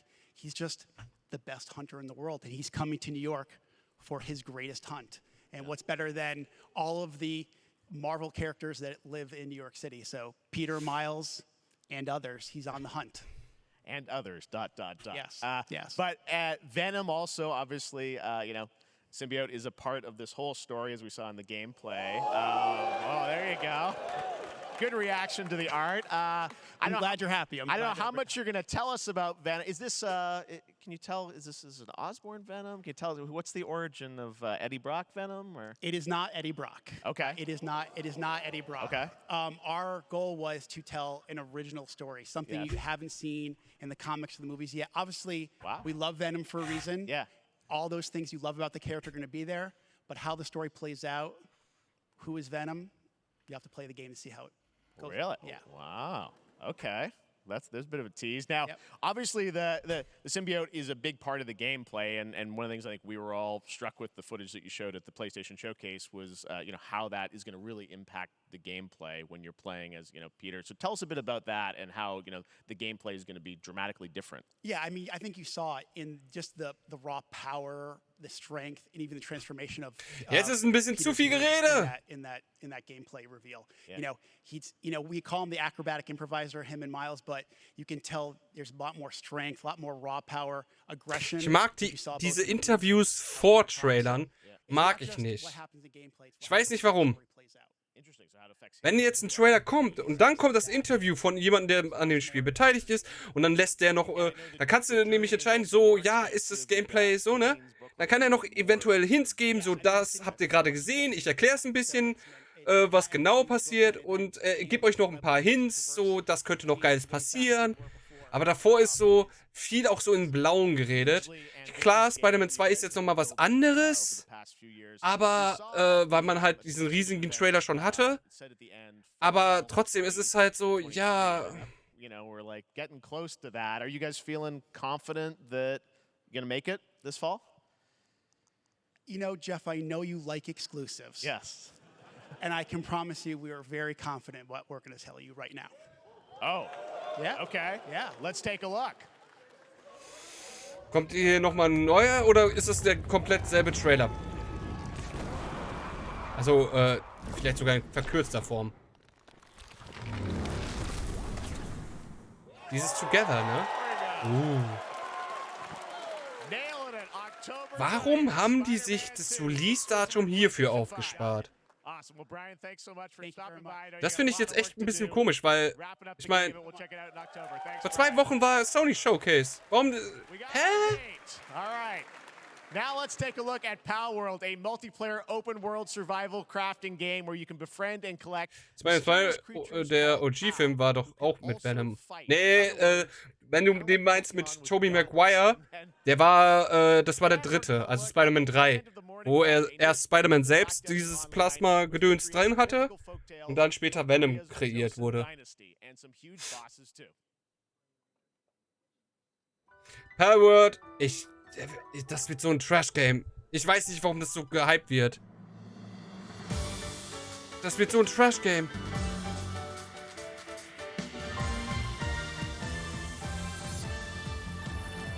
Ich meine, come on. Hahaha. Pokémon mit Waffen. Das sind dieselben, die Craftopia rausgebracht haben. Und Craftopia war auch nur... ich weiß gar nicht, ob es da Updates gab, um ehrlich zu sein. Pokémon mit Minigun, ja. Ja...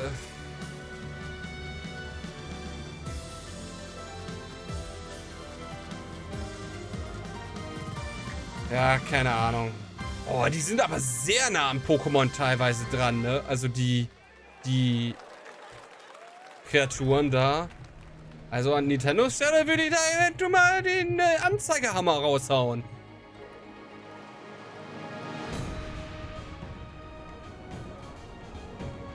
Was kommt denn jetzt?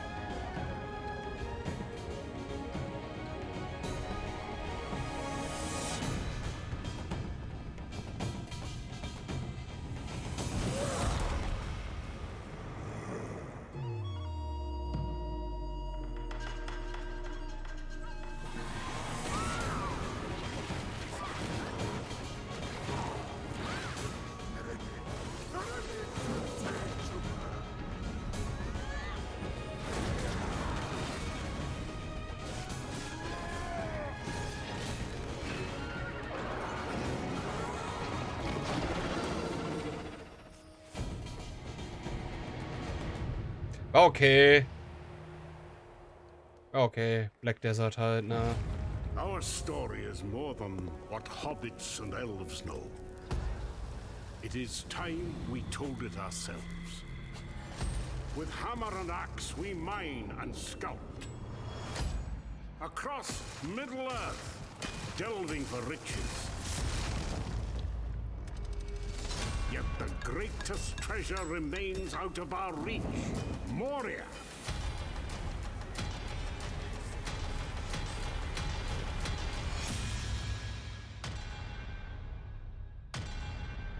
Wollte ich immer mal ausprobieren. Wie heißt das nochmal? Ach! Ich war mir nur nicht so sicher, ob das nur only Multiplayer ist, also oder Koop. Come, my fellow dwarves. Rally together. It's time we took back our home. Wenn es überhaupt das ist, was ich meine. Return to Moria. Ne, okay, ist es nicht. Nevermind. Aber das gefällt mir. Also das, was zu sehen war. Nochmal Werbung für Samsung. Und dann kommt Jeff Keighley. Sagt, guck mal hier, jetzt haben wir nochmal geiles Zeug für euch. Mit einem ganz geilen Ding ganz am Ende. Wartet darauf.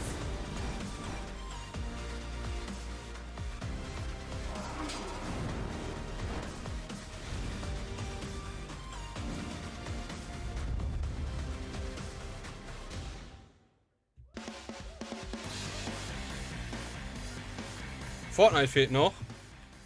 Call of Duty fehlt noch. Now we're going to look at an exciting new mobile game from a legendary franchise.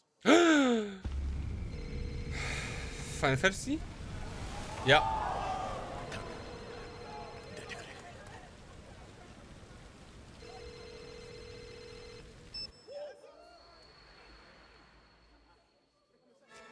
What the fuck? Nicht deren Ernst, die bringen... Nein, die bringen die Final Fantasy 7 auf Handy.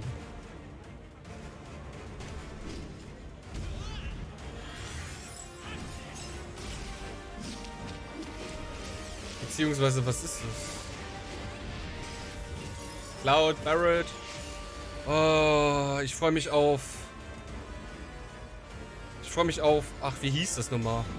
Halt das nächste vom Final Fantasy 7 Remake, den nächsten Teil.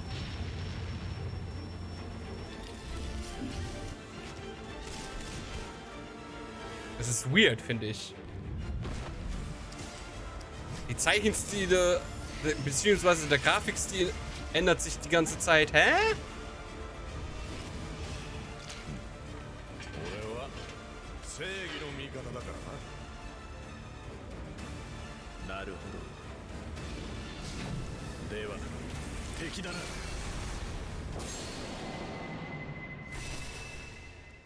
Ever Crisis. Okay. Sieht aus wie jedes andere Trash-Mobile-Game. Ist halt ein Mobile-Game, ne?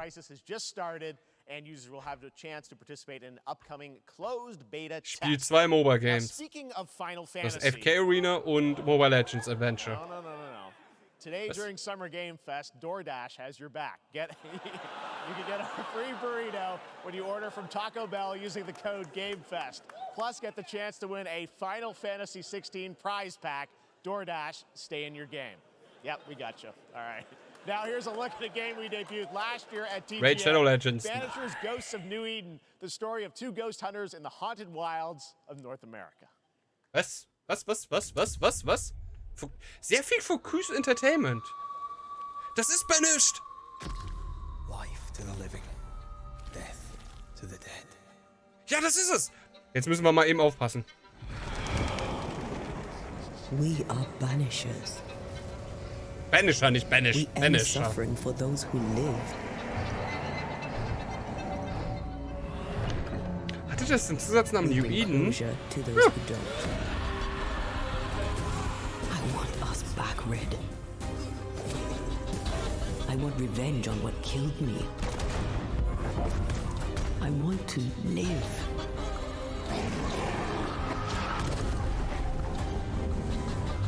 As the man says, we face a choice, simple and awful. I banish you. Death to the dead. Do we kill? To be together again?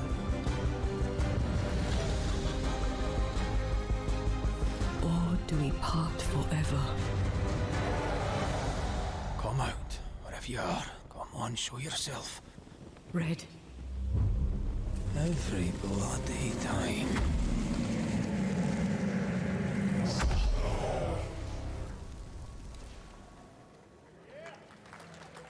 Hyped. Ich bin hyped. Also ja. Das wurde ja Anfang des Jahres oder letzten Jahres angekündigt. Ende letzten Jahres. Und es war ja nur ein Teaser. Und schon da dachte ich, boah, das hat so geiles Potenzial. Und mit diesem Trailer bestätigt. Ich bin so hyped auf das Game. Banisher. Mega. 頼みましたよ。コードネームジョーリー。大丈夫か。ええ、お待たせしてしまって。トラブル発生。車はまだか。 Ist das Yakuza oder was ist das? Keine Ahnung, kenn ich nicht. お前らも今回り右すりゃ無事に帰れる。One Piece. さもなきゃ。これから起きることは全部お前らの選んだ結果だ。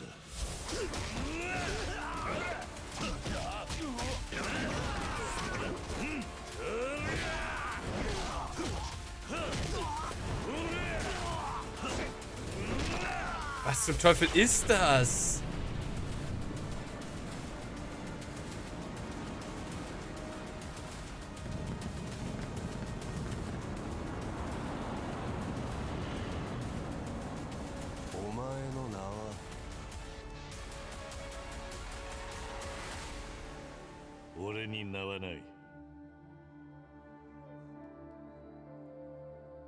Like a Dragon Gaiden.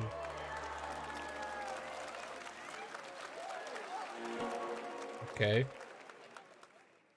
Ist halt Like a Dragon, Yakuza. Good morning, Stanley. Ach, ja, ja. Dieses Faktor. Nee, doch nicht. Ich dachte, das wäre dieses Factorio-Spiel unter Wasser, aber ist es nicht. Das ist Underwater. Es heißt nur Underwater. Ist mehr so Richtung Journey-mäßig.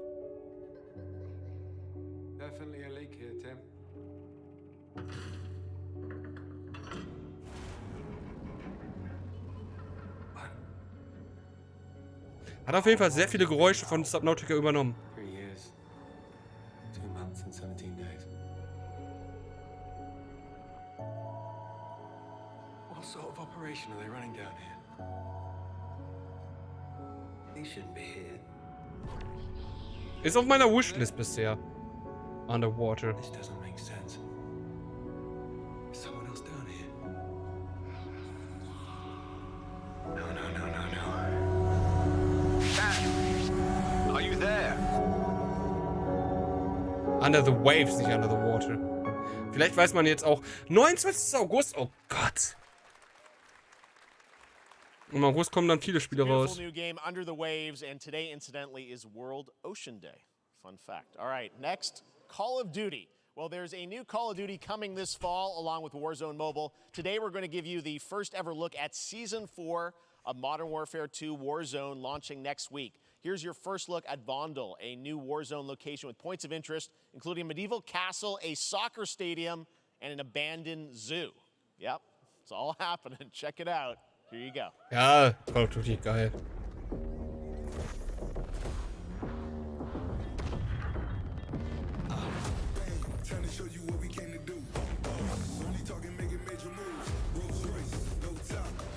Bin immer noch bei COD Modern Warfare 3. Ich bin bei,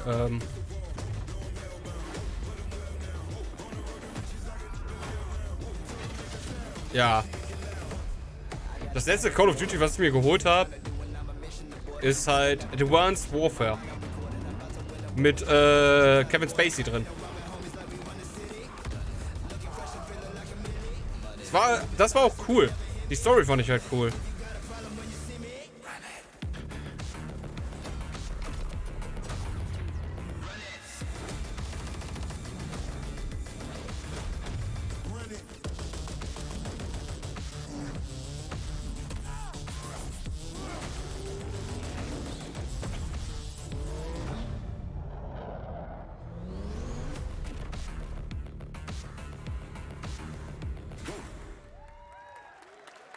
Ja, was soll man dazu sagen? Season 4 next week. Mein ist Today is a eingeschlafen. big day for video games, but also a huge day for Porsche. The iconic German automaker turns 75 years old today. And to celebrate their contributions in the automotive Verschenken die gaming 1000 space, Porsche und ich always krieg seen ein? 9/11 in some point at a game.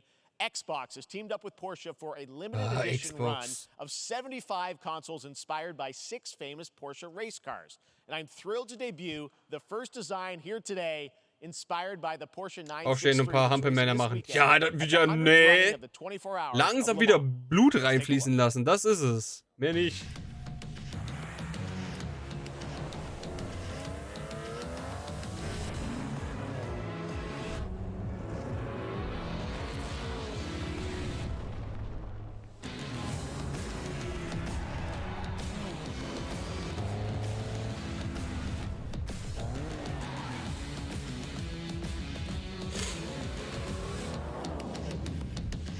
Geht schon.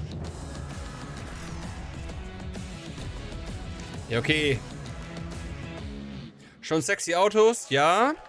Die Konsole sah aber hässlich aus. The Porsche Xbox Series X. These custom consoles are not for sale, but you can enter for a chance to win one right now at PorscheXboxSweepstakes.com. Make sure to stay tuned for the Porsche and Xbox social channels. Der Controller sieht noch hässlicher aus. To get your hands on these special consoles. All right. Da ist mein Pinker. Phoenix Labs are building the next great entry into the cozy farm sim genre. We all like a cozy game inspired by classics cozy like games. Animal Crossing and Stardew Valley. I'm into cozy games. Let's go. Switch, there's now some exciting news for PC players too. Let's take a look at Fae Farm. Yay! Life in Azoria's been treating me well. Days pass so quickly. Before I know it, they turn into seasons. It's been a breath of fresh air. I think we found a way to get cozy and settle in. But there's something more I've been itching to explore. Die Computerwelt, die PC-Welt. Realms where magic comes to meet us.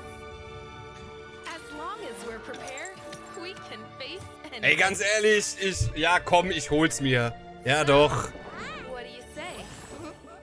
There's so much yet to discover. Ja doch. Okay, die Figuren sehen scheiße aus, aber der Rest ist halt... Okay, dann... 8. September könnte eventuell zu spät sein. Bis dahin kommen zu viele gute Spiele raus. Also, cozy games. And Mortal Kombat in the same show, only at Summer Game Fest. Now, please welcome Der war Ben gut. Brode, Chief Development Officer and flannel enthusiast at Second Dinner, the developers behind the popular collectible card game Marvel Snap. What's up, Ben? Man, you guys have been on fire. Last time I saw you was at the Game Awards when you won Best Mobile Game. Seems like you've been very busy. We're excited about the Spider-Verse content you've been doing. Lots going on over there, right? Yeah, it's been exciting. We've been doing a bunch of new features. Der ist ein bisschen... Nein, ruhig, enthusiastisches Level runterfahren. Yeah, new game. Is that a segue, Ben? Certainly, yeah. I'm Mein Gott. excited to announce Ruhiger. biggest update ever. We have a new game mode coming next week. It's Conquest mode. It's a great way to get a super competitive experience and some exciting new rewards. Der sieht halt aus, neben Jeff Keighley wie der Hulk, ne? Als wäre der halt ein... Nee. I love the enthusiasm, Ben.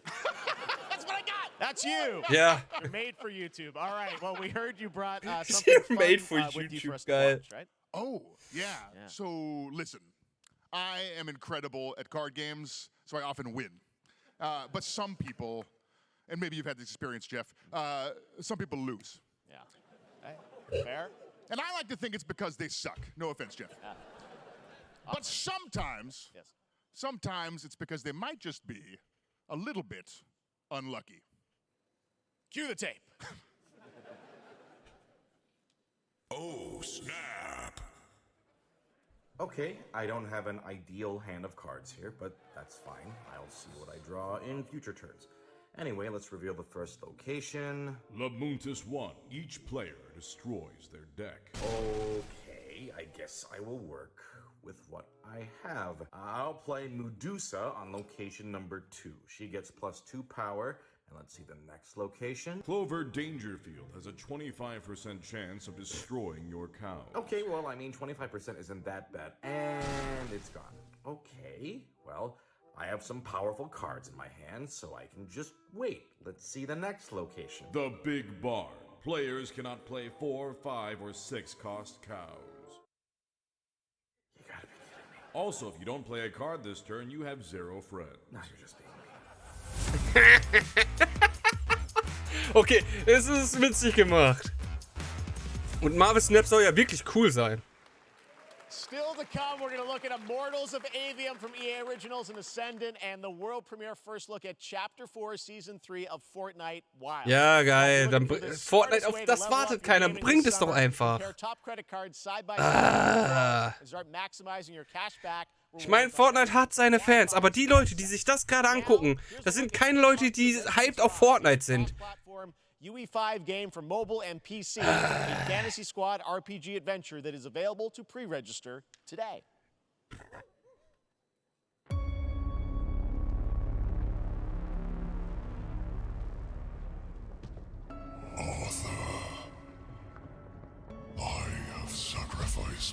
Mox, hi! Herzlich willkommen zur letzten halben Stunde von Summer Game Fest. Wahrscheinlich.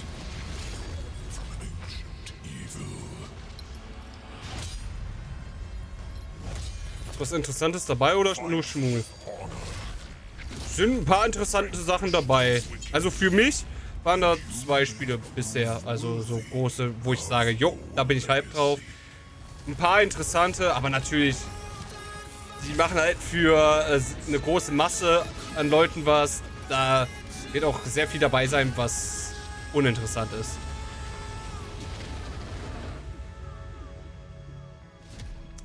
Sah okay aus. Nichts für mich.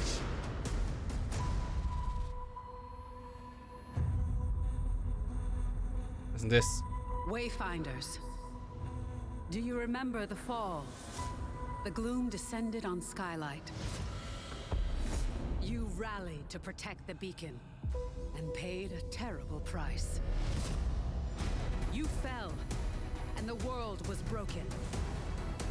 Remember who you were, who you are, and return to us. This world needs champions.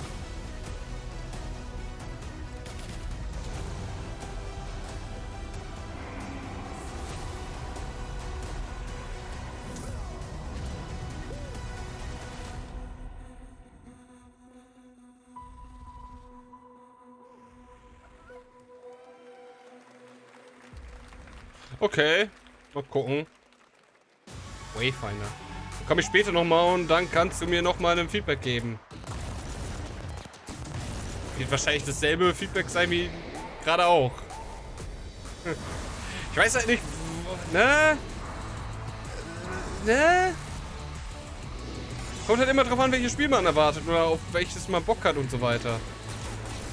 Hast du Bock auf Fortnite? Könnte das momentan der Trailer deines Lebens sein.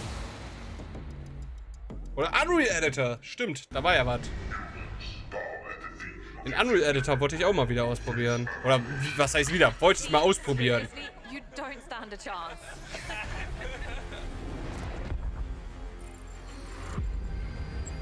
Project under construction.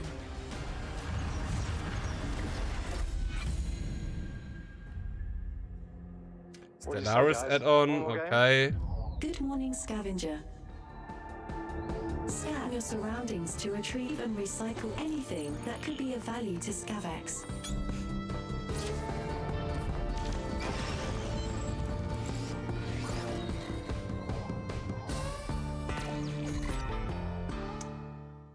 So was ähnliches wie Void Train, nur im Weltall? Stardate 43152.4.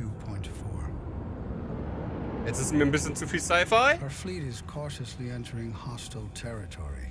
Hört sich an wie die aus Portal. Meinst Garnos? Heißt die Garnos? Ich weiß es nicht. Ich habe Portal nie gespielt.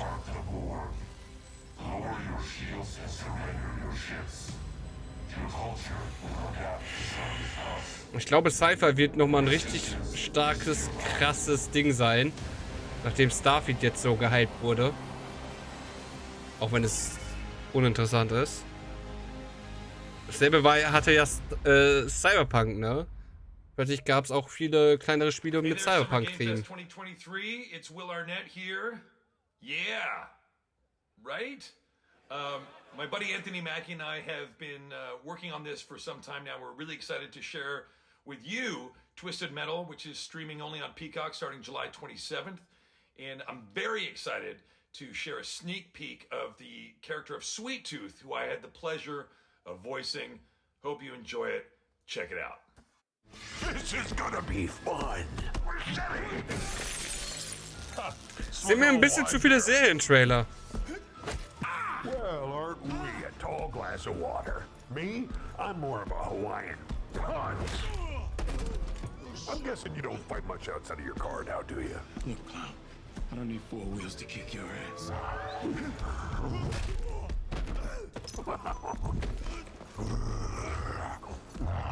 Any chance we can get this back in the cars? How about a little kill music?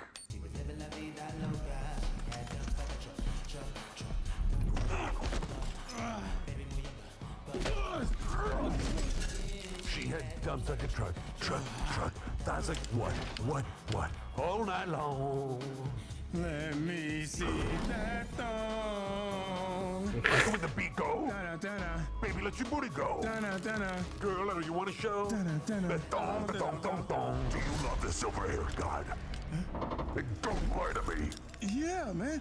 Look, I listened to Unleash the Dragon so many times the disc broke. I'm not a liar. You said you were coming to my show, and then you shot at me. It was a misunderstanding. I've been getting shot at ever since I can remember. It's forced habit, I guess. Sounds like you have trust issues. Was zum Fick war das?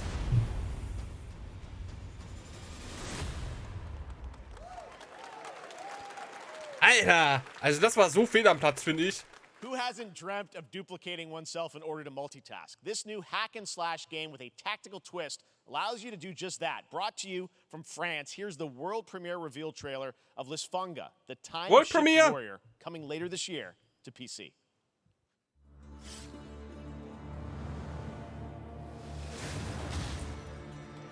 Tot. Goddess of time. Receive my light, Lisfunga.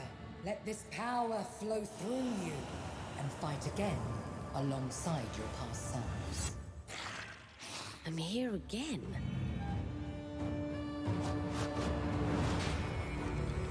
That's another me. I look good. I rewind.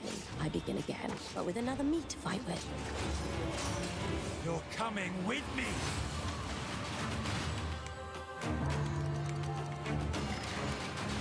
Okay.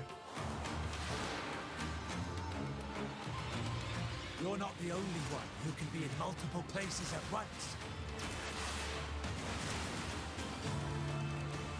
I will become Legion and crush these demons.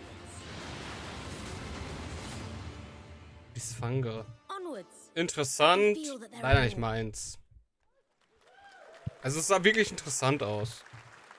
Very Aber cool independent game. All right, next up is a brand new IP from Ascendant Studios, a single-player, first-person magic shooter called Immortals of Avium. It's fast and fluid. It's an FPS ja, fantasy setting, kind of like kommt Doom doch schon nächsten Monat, ne? It also has a great cast led by Darren Barnett as the main character Jack, and he joins us now. Hey, Darren. Hey, guys. Great to have you with How you us. doing? Thank you. This is such a cool game, super high production value, spectacular gameplay. Tell us about the guy you play. You're the main character, Jack, right? Yes, I am playing the main character, Jack, as seen behind me. He's a battle mage that controls all 3 forms of magic, triple threat. He's brash, he's funny, but he gets the job done. Well, it's the gameplay, as we've seen, is just so fast-paced. Okay. There's so much action in it, you know, with all the spells, the spell casting, and the magic. What can you tell us about the story and sort of how this battle mage, Jack, comes in? He sort of becomes a battle mage, right? Yeah, he kind of comes from nothing. He's, I guess they call him a street rat is what he was. But he, during a time of intense trauma, he summons the power to control magic. Becomes part of the Immortals, which is like the elite Navy SEAL squad of this world called Avium, and they are in the middle of an Everwar fighting for the control of magic. Okay. You have a great cast. You, Gina Torres in it. Lots of amazing actors in this incredible, really high production value game that's coming out this summer. We don't have to wait long for it. And I know you brought something with you to share today, which is a gameplay sequence, which is one of the most epic sort of parts of the game, right? Yeah. So this is a wild part of the game. This trailer is going to be showing you the Immortals and myself confronting Sandrak directly, who is the top villain of this game. Also das Spiel selbst sah bisher an sich cool aus, aber ich glaube, das war... Lass mich mal eben meine Nase jucken. Irgendwie... Da war zu viel auf dem Bildschirm los, fand ich.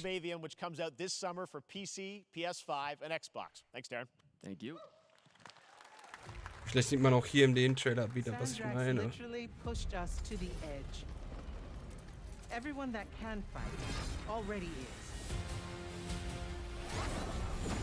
Ich werde dann auch mal wieder weg. Ich wünsche dir noch einen schönen Abend. Rado, danke fürs dabei sein. Ich wünsche dir noch einen schönen Abend. Komm gut in den Freitag rein.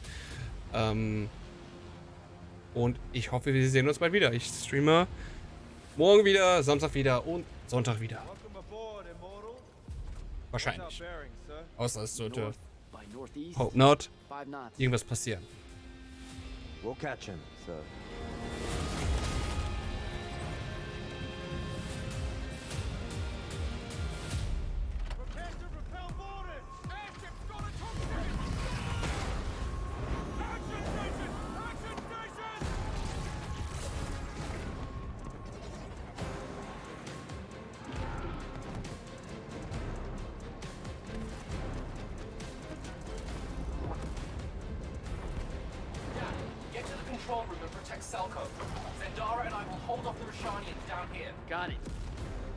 Ich glaube, das Spiel hätte sehr gut getan, wenn es Third Person gewesen wäre.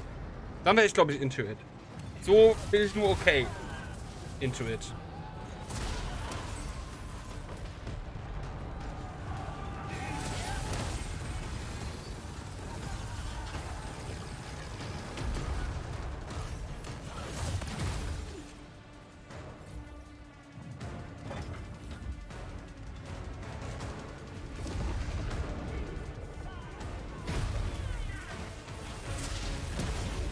Es sieht schon cool aus.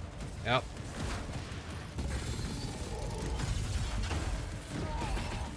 Genau, jetzt versagt natürlich das Internet. Bisschen. PS-Drops. Beziehungsweise halt Latenzprobleme.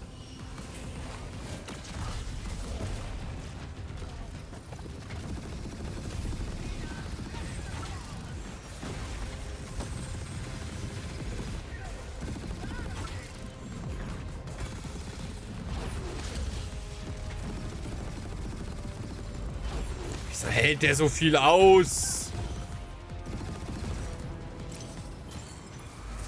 Und selber greift er nicht an.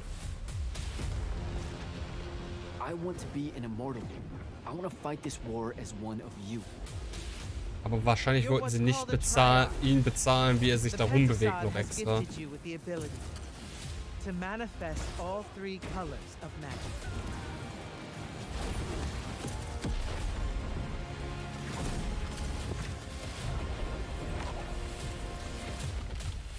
We're only going to win this one together. Sigil up. Ja, es könnte ein cooles Spiel werden. Kommt genau zu dem Zeitpunkt raus, wo ich Urlaub habe. Love that we get to show you guys so much amazing raw gameplay today, and that game looks incredible. Coming out this summer from Ascendant and EA. Now, one game that constantly reinvents itself is Fortnite. And tomorrow, Chapter 4 Season 3 Wilds launches. And today, Summer Game Fest is debuting the cinematic trailer to preview the season. The center of the island has collapsed, revealing a vast hidden jungle with ancient secrets to discover. And of course, there's a whole new Battle Pass lineup where you can unleash the power, yes, of Cybertron. Here we go. Ich nutze die Gelegenheit und gehe mal eben auf Toilette. Weil das interessiert mich ehrlich gesagt nicht so viel.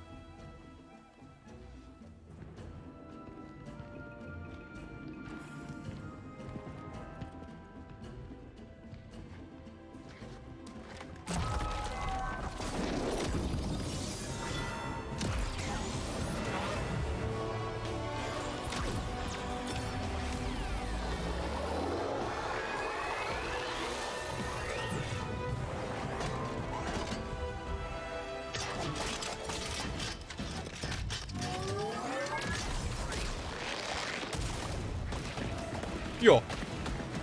Immer noch nicht vorbei.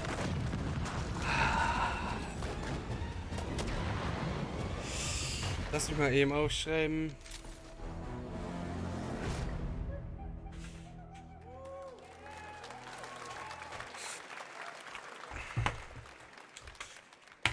Fortnite Wilds launches tomorrow. Well, finally, guys, it's time to get to our grand finale. Ooh, and it is a deep honor for me to present this game. What you're about to see is a world premiere trailer that gives us a new look at an expansive world we can't wait to explore again. This game comes from a studio that surprised the world and redefined the RPG genre with its iconic characters and rich storytelling. And I want to thank them for this trailer for one of gaming's most anticipated upcoming releases. The rumors were true. We're still here at the scene of this terrible disaster, caused by a massive tornado which swept through sectors 0, 1, and 2. Amidst the wreckage of the expressway, search and rescue operations are already in progress.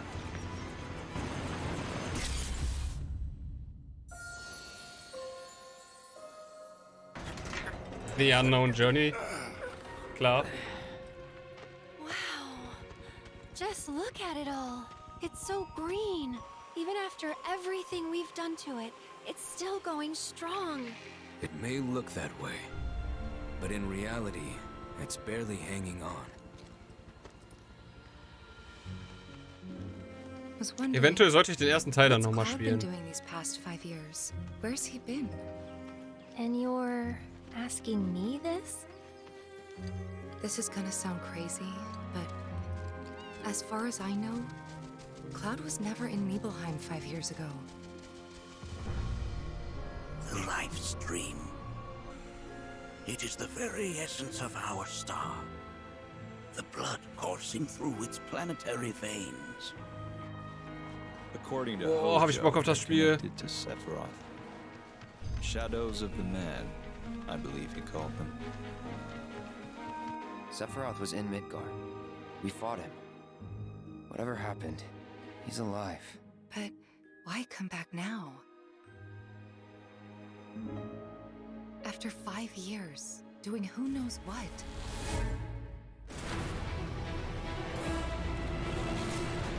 Well now, think we woke it up. Angered it, more like.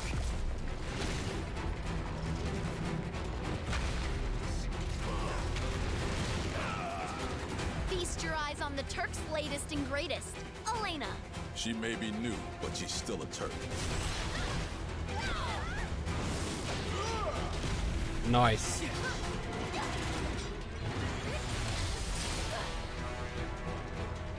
Ja, da habe ich Bock drauf. Hi, Jonny.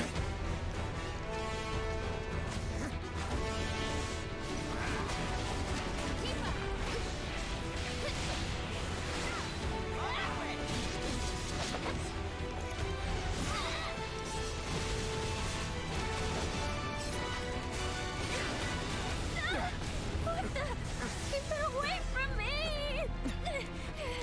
They say she's a monster. That she can peer inside you, into the very depths of your soul. That she can become those you hate, those you fear, those you love. Ich muss mir unbedingt einen Recap vom Final Fantasy VII Remake nochmal angucken. Oh, Tifa hat keinen Bock auf Sephiroth. So, who is she? Bitte was? Rebirth, das war der Name des zweiten Teils vom 7. Teil. Und auf 2 Disc für die PlayStation 5. Ja, There you moin. have it. That was Final Fantasy VII Rebirth coming early 2024 to PlayStation 5. Nomura-san, thank you so much. All right, that's going to do it for Summer Game Fest, our live showcase. But that is not the end of Summer Game Fest. Stay tuned this weekend for updates on many more games during SGF Play Days, a hands-on event for media here in Los Angeles, including Cyberpunk 2077, Phantom Liberty, as well as the Xbox and Bethesda showcase on Sunday. Right now, though, stay tuned for Day of the Devs from I Am 8-Bit and Double Fine, which celebrates the independent game culture with a number of new game reveals over the next hour. We'll see you later this summer on August 22nd for Gamescom opening night live in Germany, and again in December when we come together here in Los Angeles to celebrate 10 years of the Game Awards. Thanks for watching, everyone. We'll see you soon. Ja. War ein guter Showcase, muss man schon sagen. Waren ein paar coole Sachen dabei.